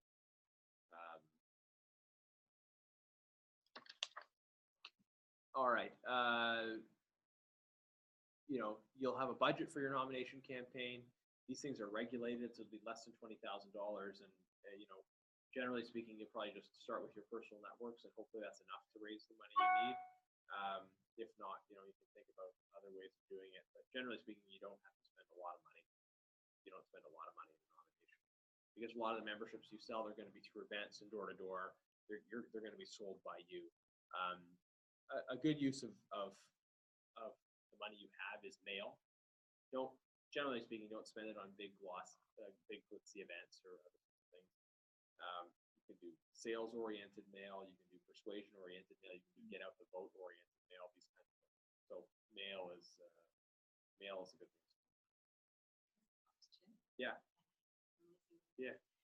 I'm wondering. So you said 20% for the nomination. Yeah. Just looking ahead and assuming that we win the nomination, how much does it cost your own finances in a general election? So, good point. So in terms of your personal finances, the spending limits that apply to other people donating, the donation limits apply to you as well. You can only give a maximum of, I think it's $1,500 or $1,550 or something to your own nomination. And you can only give that in a given year. You can only give that to your campaign in a given year. Your spouse can give the same as well. But relatively speaking, it's not a big personal financial contribution. I don't suggest it's nothing, but it's not. It's nothing like I think when a lot of people have expectations. Right? They think, okay, you gotta sell your house and then put all that. Not only do you not need to, but you can't do that. It's against the law for you to spend more than that maximum amount of money. So you don't have to have money to run. You have to be willing to ask for money, but you don't have to have money. In the general election, I know that after that, it's more like the party itself comes behind you and supports you and candidate. But what does that look like? The funds needed for your campaign? How much would the party get? How much do you need to? This is a really big question. Yeah, you need to raise it. Yeah. It's a simple question. You need to raise it. But the good thing is, once you become the candidate, look, it sounds daunting to raise $100,000, but lots of other people have done it before, and you'll have access to training to help you do it, right? So this is why I spend a lot of time and energy teaching on nominations, because that's the critical gateway where you're not going to be given much information, right? I'm almost done, so maybe can I just finish quickly, and then we'll open it up to questions more generally. The last comment I wanted to make is about something called nomination accountability. So I've given you the equation, I've given you a bit of other information, but this is the core information. H times N times P, AB plus S, and plus or minus 50. In order to drive up H and M as you go through the process, it's important that you have structures of accountability in place that drive you towards those numbers. And there's different ways of doing this. For me, I had a calendar. And every day I would write how many memberships I'd sold up till that point. So I put 105, and then 109, and then 110, and then 120, and so forth. And if I sold none that day, I would leave that day blank. It's kind of a stark reminder to myself that I had not sold membership. So I had this calendar, and it was cool after a while because you could go back and flip through and see the accumulation of numbers. And that worked for me. And I didn't just I didn't track people who said they would buy. I tracked memberships that I sold and had in my hand. That was a good accountability structure for me. When I had a friend who ran for a nomination, I said, text me the number you sold that day at the end of every day. And every day I'd tell him, why didn't you sell them? So, I mean, having an accountability partner for this is important. And someone who will, though, push you on the numbers. Whenever I have a friend or contact running for a nomination, I always just regularly ask them, how many memberships have you sold? Because these are the numbers that matter, and if people aren't hitting these numbers, they need to be asked, and you need to have people in your life if you're running that are going to ask you, that are going to hold you accountable. You want to have goals, and you want to drive towards those goals. So if you ask someone, how many memberships have you sold? This happened to me. Unfortunately, I'd say, we went to talk to other people, how many memberships have you sold? Well, so far I've been focusing on, oh, you're going to lose. Anyone who gives me the so far I've been focusing on, well, so far you should be focusing on selling memberships. Yeah. On spending hours selling them and selling as many as you can per hour. Well, but first I wanted to, no, you're going to lose them. How many memberships have you sold? And it's important that you not lie to yourself, right? That you not sort of subsist on the comfort of telling yourself that you're doing great with your phone. That you identify the numbers, you be clear and accountable to those numbers. And don't let the people around you lie to you either with sort of false encouragement. You want a campaign manager, financial agent. You want your family members to be honest with you and to call you out when you're being lazy or when you're thinking the wrong way about something. But some of this is on the candidate for creating an organizational culture that encourages that kind of frankness. I was on a campaign once where anytime we would sort of criticize the candidate, not in a like negative way, but in a like, we need to fix this, we have a problem here, she would immediately get upset and sort of criticize you back and jump down your throat. What was the result of that? It wasn't worth it to bring up problems, right? Because nobody's as invested in the success of the candidate as the candidate themselves. And if she's going to jump down my throat when I'm trying to give constructive criticism, I'm not going to bother, right? So you want to create a climate in the organizations you're in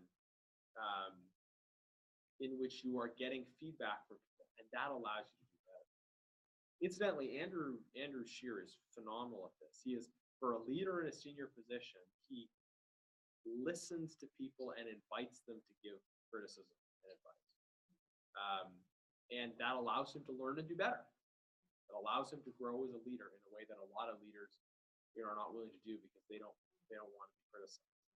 So as a nomination candidate, if you're going to be, you want to be accountable to the numbers, accountable to your team for the number of memberships you're selling. You want to create structures that facilitate that accountability. And you want to encourage the people that you are working with to be willing to hold you accountable. And when someone brings you a constructive criticism, even if you don't necessarily agree with it, you want to recognize and thank them for bringing you that criticism. So, and all of that, come back to those numbers. Okay, I'm about 15 minutes over, but questions, comments, constructive criticism. Yeah.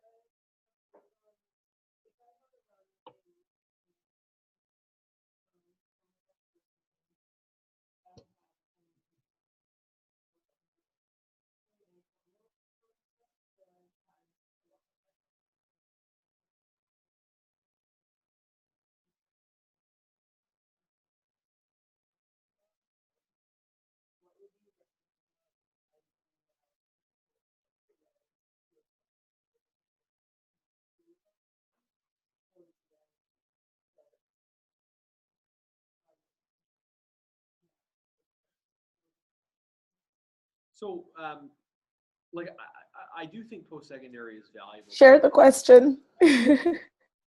Sorry. Oh, okay. Someone's just asking, they're interested in running. They don't have any formal post-secondary education. They're interested in running in 2019. You know, what should they do between now and then? How do they get ready for that? You know, I think like especially if you do get elected, your ability to move up and do more and work through the process will be enhanced by having sort of more knowledge and background education. So I don't mean to sort of come down too hard against that, but you know, if you're gonna run in 2019, then go out and sell memberships, because like, I mean, you don't have time to get a university program in that period of time, right? So I mean, so maybe you think I'm being called to run in 2019, so I'm gonna do it now, or maybe you think you're gonna run for something else in the future and then spend a bit more time preparing, whatever you think. But you know, all the experiences you have in life before you run, whatever they are ones that you will draw on and use as an elected official. But what it takes to win as an elected to become an MP, to win that nomination process, is selling membership. But you will have an easier time selling memberships if you are able to have a convincing package and a story to sell to. But you know, I mean, Sam Oosterhoff won and he was 19. You know, there's a guy I know who, you know, talking with him about running, phenomenal guy. He didn't finish high school. He basically had some challenges in his life and his family. He has a DUI. He dropped out of high school. He had a really powerful conversion experience sort of shortly after that. And but he's the kind of person where, I mean, I think you'd have to, in a sense, sell the story, right? Like you have to, you know, for him to be successful, you'd have to tell people, you know, and you'd have to sell the story. And DUI is the kind of thing people are going to find out, so you know, you can't bury it. Yeah. But I think in that case, you could sell the story, and people would buy the story. So every situation is different, but you want to be able to sell something. Anybody else? I have a question online. Sorry, we've got one more live question, then I'll go to online here.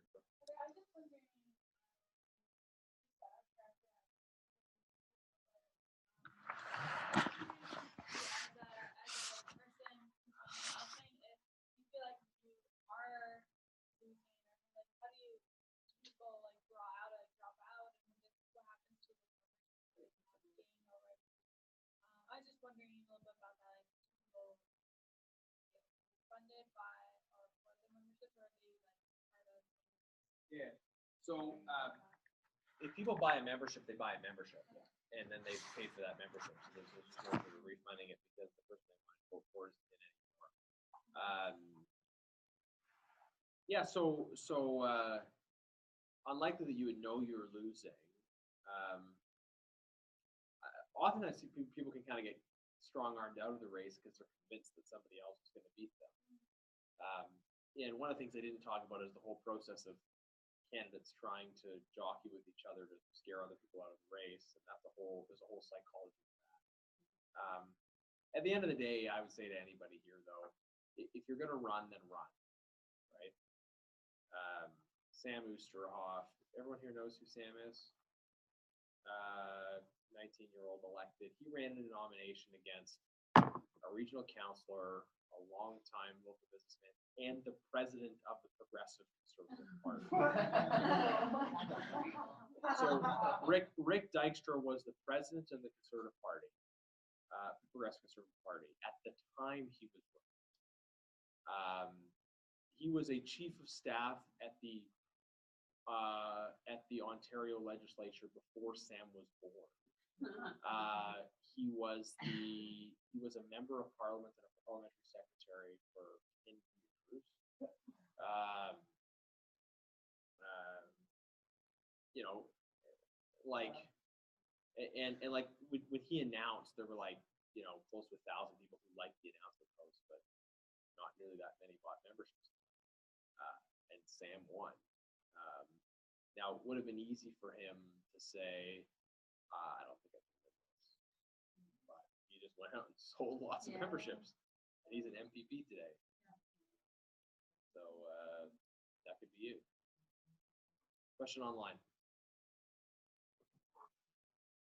So one question was, you kind of touched on it just now with the candidate kind of dynamics that sometimes happens. One thing I've seen in 3 different nomination races is where when the membership list is sold out, leading up to the date of the vote, wrong information is sent to kind of the opponent's people about maybe the date of the nomination or anything like that. My question is twofold. I guess my question is, because those writings where I noticed that type of stuff happening were mostly not, it wasn't for the party that's currently sitting. Maybe that party hasn't won for a long time. So to avoid that type of politic happening, would it be if the person is in a writing that is leaning to the party that they're running? I hope I'm making sense. Like if someone picked a really good writing, would they avoid that kind of, because I felt like that's the type of stuff even the party would say this isn't right? So I wouldn't worry about stuff that's that dirty. Mm-hmm. Because people do sometimes pull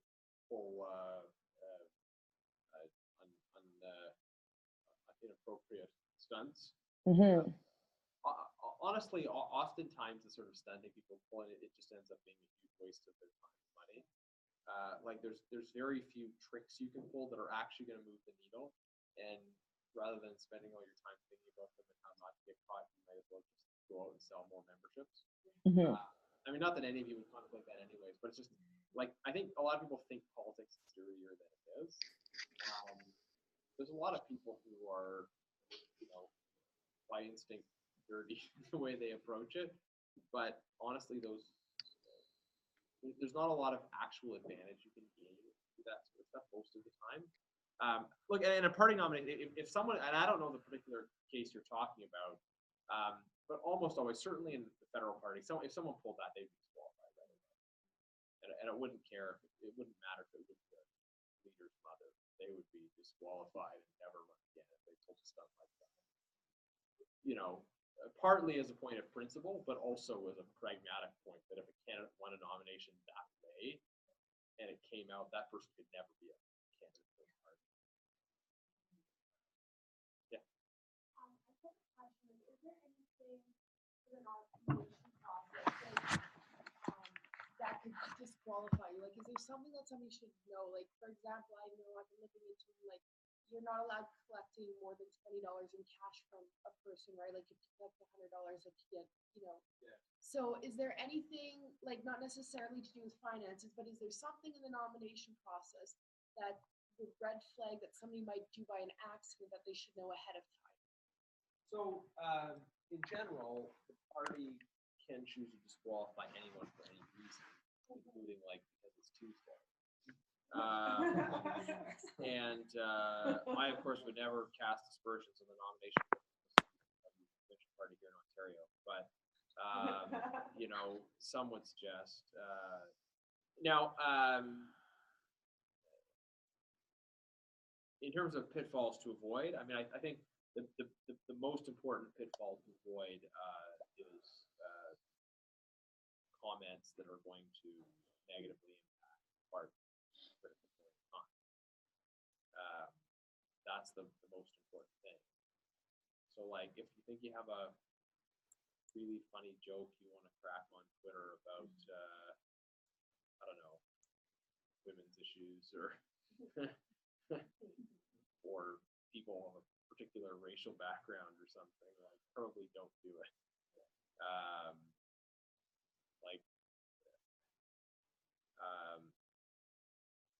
So just.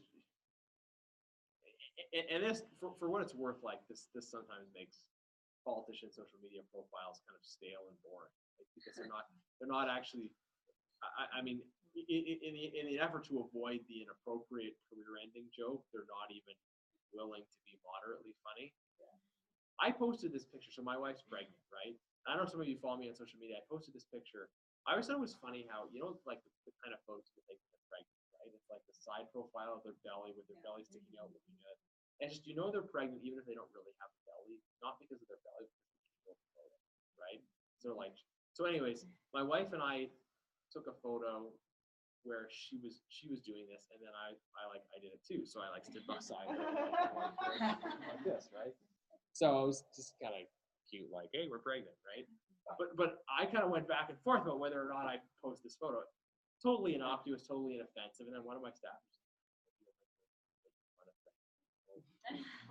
so I posted it in the end, and it was very popular. So it was a good call, but just to show that there's and generally when you're newer to politics, it's fine if your social media profile is boring. You're not going to sell a lot of memberships through social media. So you just don't. It's not a place to cultivate a reputation for being edgy, right? So that's sort of the number one red flag. And the other thing I should mention, by the way, is buy your own membership relatively, because you have to have had a party membership for 6 months or something. And sometimes nominations come up by surprise because maybe you have a sitting MP who, out of the blue, retires.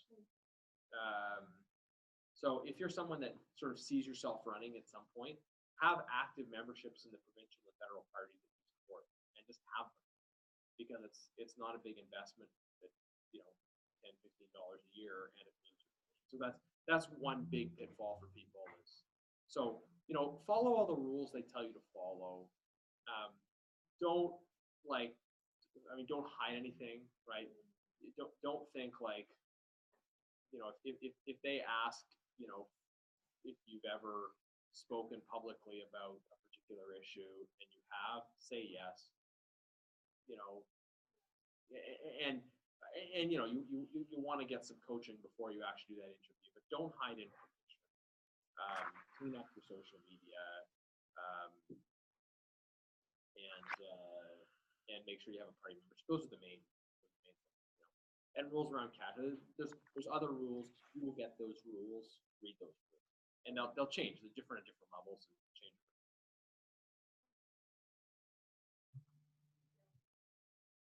Anybody else? Going once, going twice. Okay. I've already done. Go ahead. Yeah, so just what you were saying earlier, and touching base on relocating a riding population, way more beneficial just to do that, right? So if I've only been here for a year and a half, from the mainland. Right. So you're thinking moving back, that would be much more beneficial as far as running. Yeah, I think there is a Victoria model that we used to hold. Yeah. But I mean. I feel like it's Yes. There's three kinds of ridings, right? There's safe-ish ridings, there's marginal ridings, and there's no hope ridings. Yeah. Right. I'm in no hope right now. Yeah. You don't want to run in no hope ridings. Yeah. And look, marginal ridings are fine.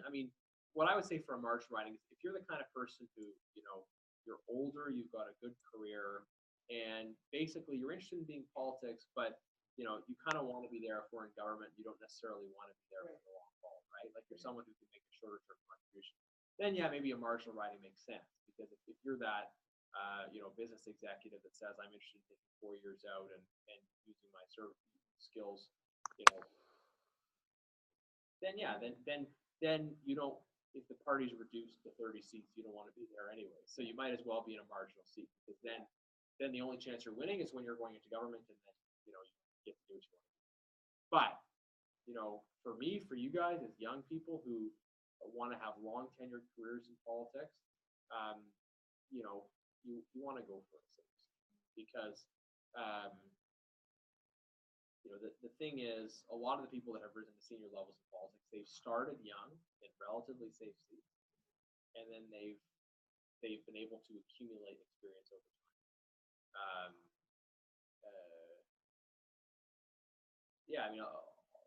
John Barrett, Stephen Harper, Jason Kenney, Andrew Shearer.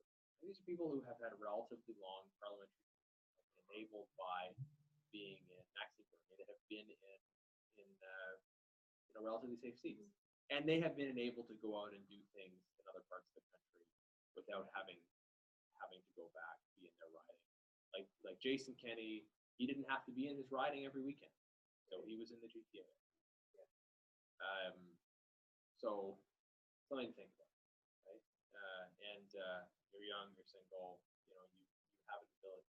If this is what you really want to do, then you have an ability to look at a map, do an analysis, and say, okay, this is a riding that's an hour away from where I grew up, kind of, and it's an area with strong potential, and I'm gonna, get on Christian Mingle and find someone in that area. That's a great way to put down roots somewhere real fast. But no, I'm gonna move to that area and put down some roots. I met my wife. Go ahead.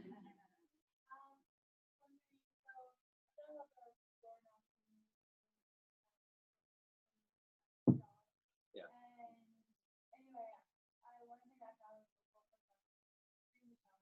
Okay.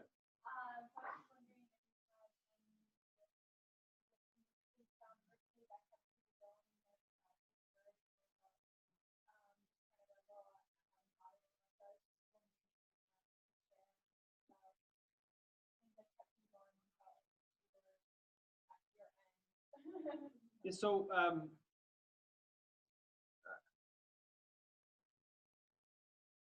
door knocking is challenging in different aspects. Sorry, what was the question? The question was, person says she's found door knocking really challenging. How do you encourage yourself, keep yourself going through that? Door knocking is challenging. It's challenging for different people for different reasons. Maybe it's kind of physically taxing, honestly, depending on how long you're doing it for.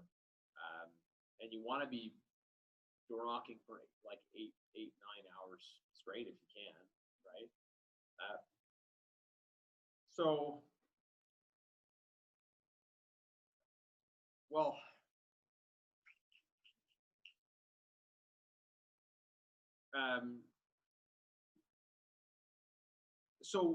One way to answer the question is just you got to do it, and the more you do it, maybe the easier it gets. But at the end of the day, if it's just very difficult and very grueling, you're going to do it for a couple of years, and then you're going to remember from. And you might not win the first time. The thing is, I door knocked hard for a year. When I ran provincially, lost. Door knocked hard for a year, won the nomination, and then door knocked again for about a year and became an MP. And that might seem like a lot of work, but the fact is, most people spend 4 years of their life getting an undergraduate degree that doesn't give them a skill or an employable skill in anything. And I spent 3 years of work, and I now get to vote on laws, which is pretty sick. So, it's a lot of work, but it's really worth it. If I had to say, spend 10 years of my life working hard to become a PhD in history, or spend 3 years working hard to become an MP, again, who makes the laws? Right? So it's worth it. That's. But the other thing is sometimes with political campaigning, people are given bad advice, where they're told, here's a script, stick to the script, right? You got to follow the script. And generally speaking, with the staff, with the interns that I work with, we start with the script. But so we're working on Rosemary Falls campaign, seeking the nominations.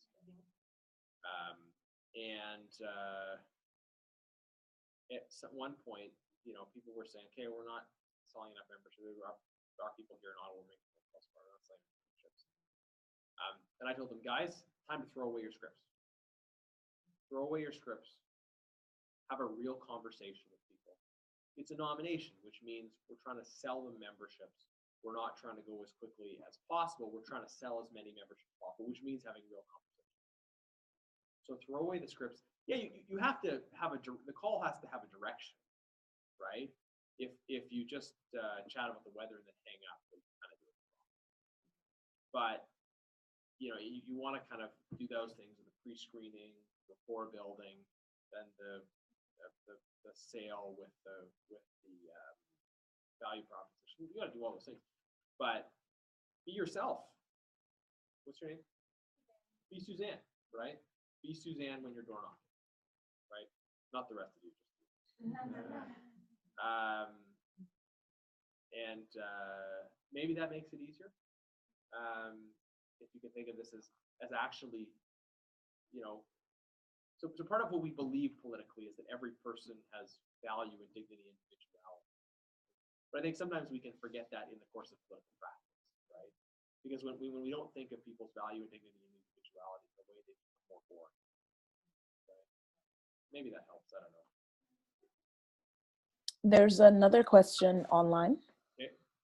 So Catherine's wondering, can you clarify what makes a good writing? And I'm thinking even in the context of someone who's trying to just choose blankly. Yeah, go and look at the voting history of that riding. And if they generally elect people from the party that you plan to run for, that's a good riding.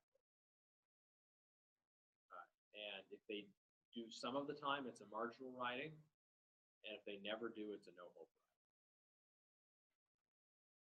It's a pretty easy thing to research.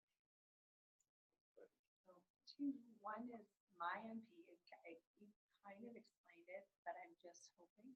So my MP has been my MP for 20 years. Who's that? John. Okay. He is. I don't know if he would be retiring, and I don't know if that is like. I know you've described that as a no-hope riding. Okay. But if it's one person and not necessarily a party, how would you define that? So I don't want to ever discourage anyone from running. So you have to make that call and what makes sense. And you're married with kids, or okay. So it's pretty challenging for you to move, right? Yeah. And you don't own the home. Okay. So you're established there. In Scarborough, what percent of the riding is Germans? Scarborough Agent Court is just north of us. Right. That's where the by-election. Yeah, and that's where the Chinese election is really. So your riding's more Tamil, right? Or? I have a Tamil population. Okay. I would say it's very mixed. Okay. A lot of okay. Yeah, so I mean, I think Scarborough really has the potential to trend. I don't think that's ever going to be like a safe conservative seat, like a rural Alberta kind of seat. I think that has the potential to become a marginal seat, especially with John McKay. I mean, John McKay is a. I really like John. I mean, he's a liberal for the benefit of those that don't know. He's like one of if not the only remaining sort of definitively Christian pro-life, pro-family liberals. And there used to be a lot of them now. It's because he was sort of quasi-grandfathered in, I guess, under Trudeau's policy there. So, I mean, like,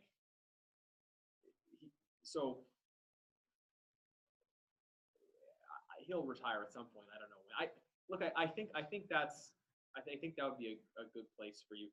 And even if you run in the next election and he doesn't retire, but then you can run in the next election after that. He does, but you've already established your name there. So I mean, I would certainly say go for it. I mean, on the other hand, if you're let's say your husband gets a really good job offer and I don't know, somewhere further out, and you're like, hey, this is another opportunity. I mean, but yeah, like I want to calibrate this advice right. Like I think, like, again, it's one of those things where, like I said, with planning your family around, like, just know what you're getting into, right? Just have your eyes open, right? If you win, in order to get reelected, there's going to be more demands on your time, but that's okay. The most important thing that members of parliament do is vote, right? But all of the things equal, you want to be, but all of the things aren't, because you have family and life and other things to think about, and we do need good candidates in those roles. And then my last, tap onto that would be, you said start door knocking right away. But when, like, we know there are a number of by-elections happening now, looking at 2019. Yeah. When would you say that the nomination in respect to the 2019 elections, when do you think the nominations will be? I don't know. I mean, I think through 2018, I mean, a lot of times they try and have them a year or more out so that people are ready to play.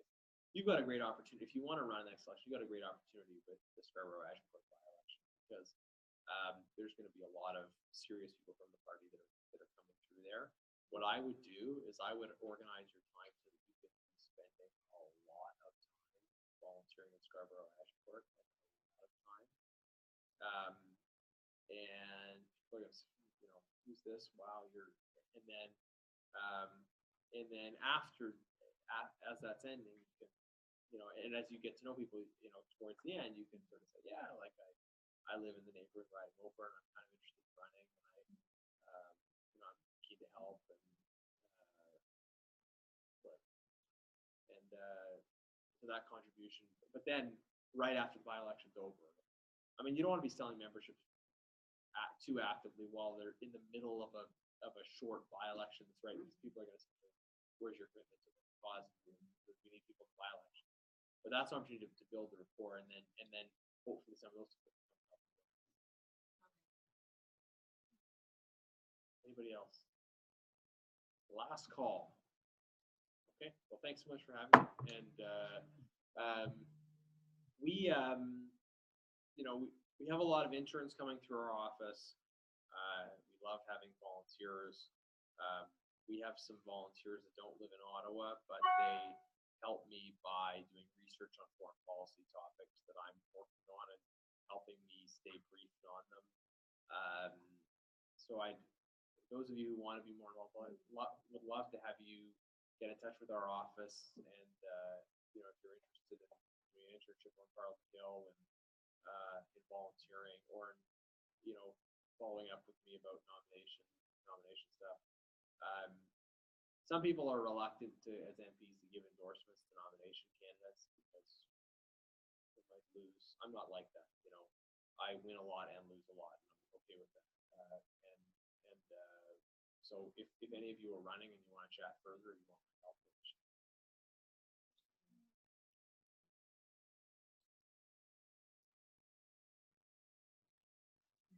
Awesome. So I just wanted to say, first of all, thank you so much, Garnett, for being here and for such a valuable training. I know everyone who's there and online, we've gained a lot.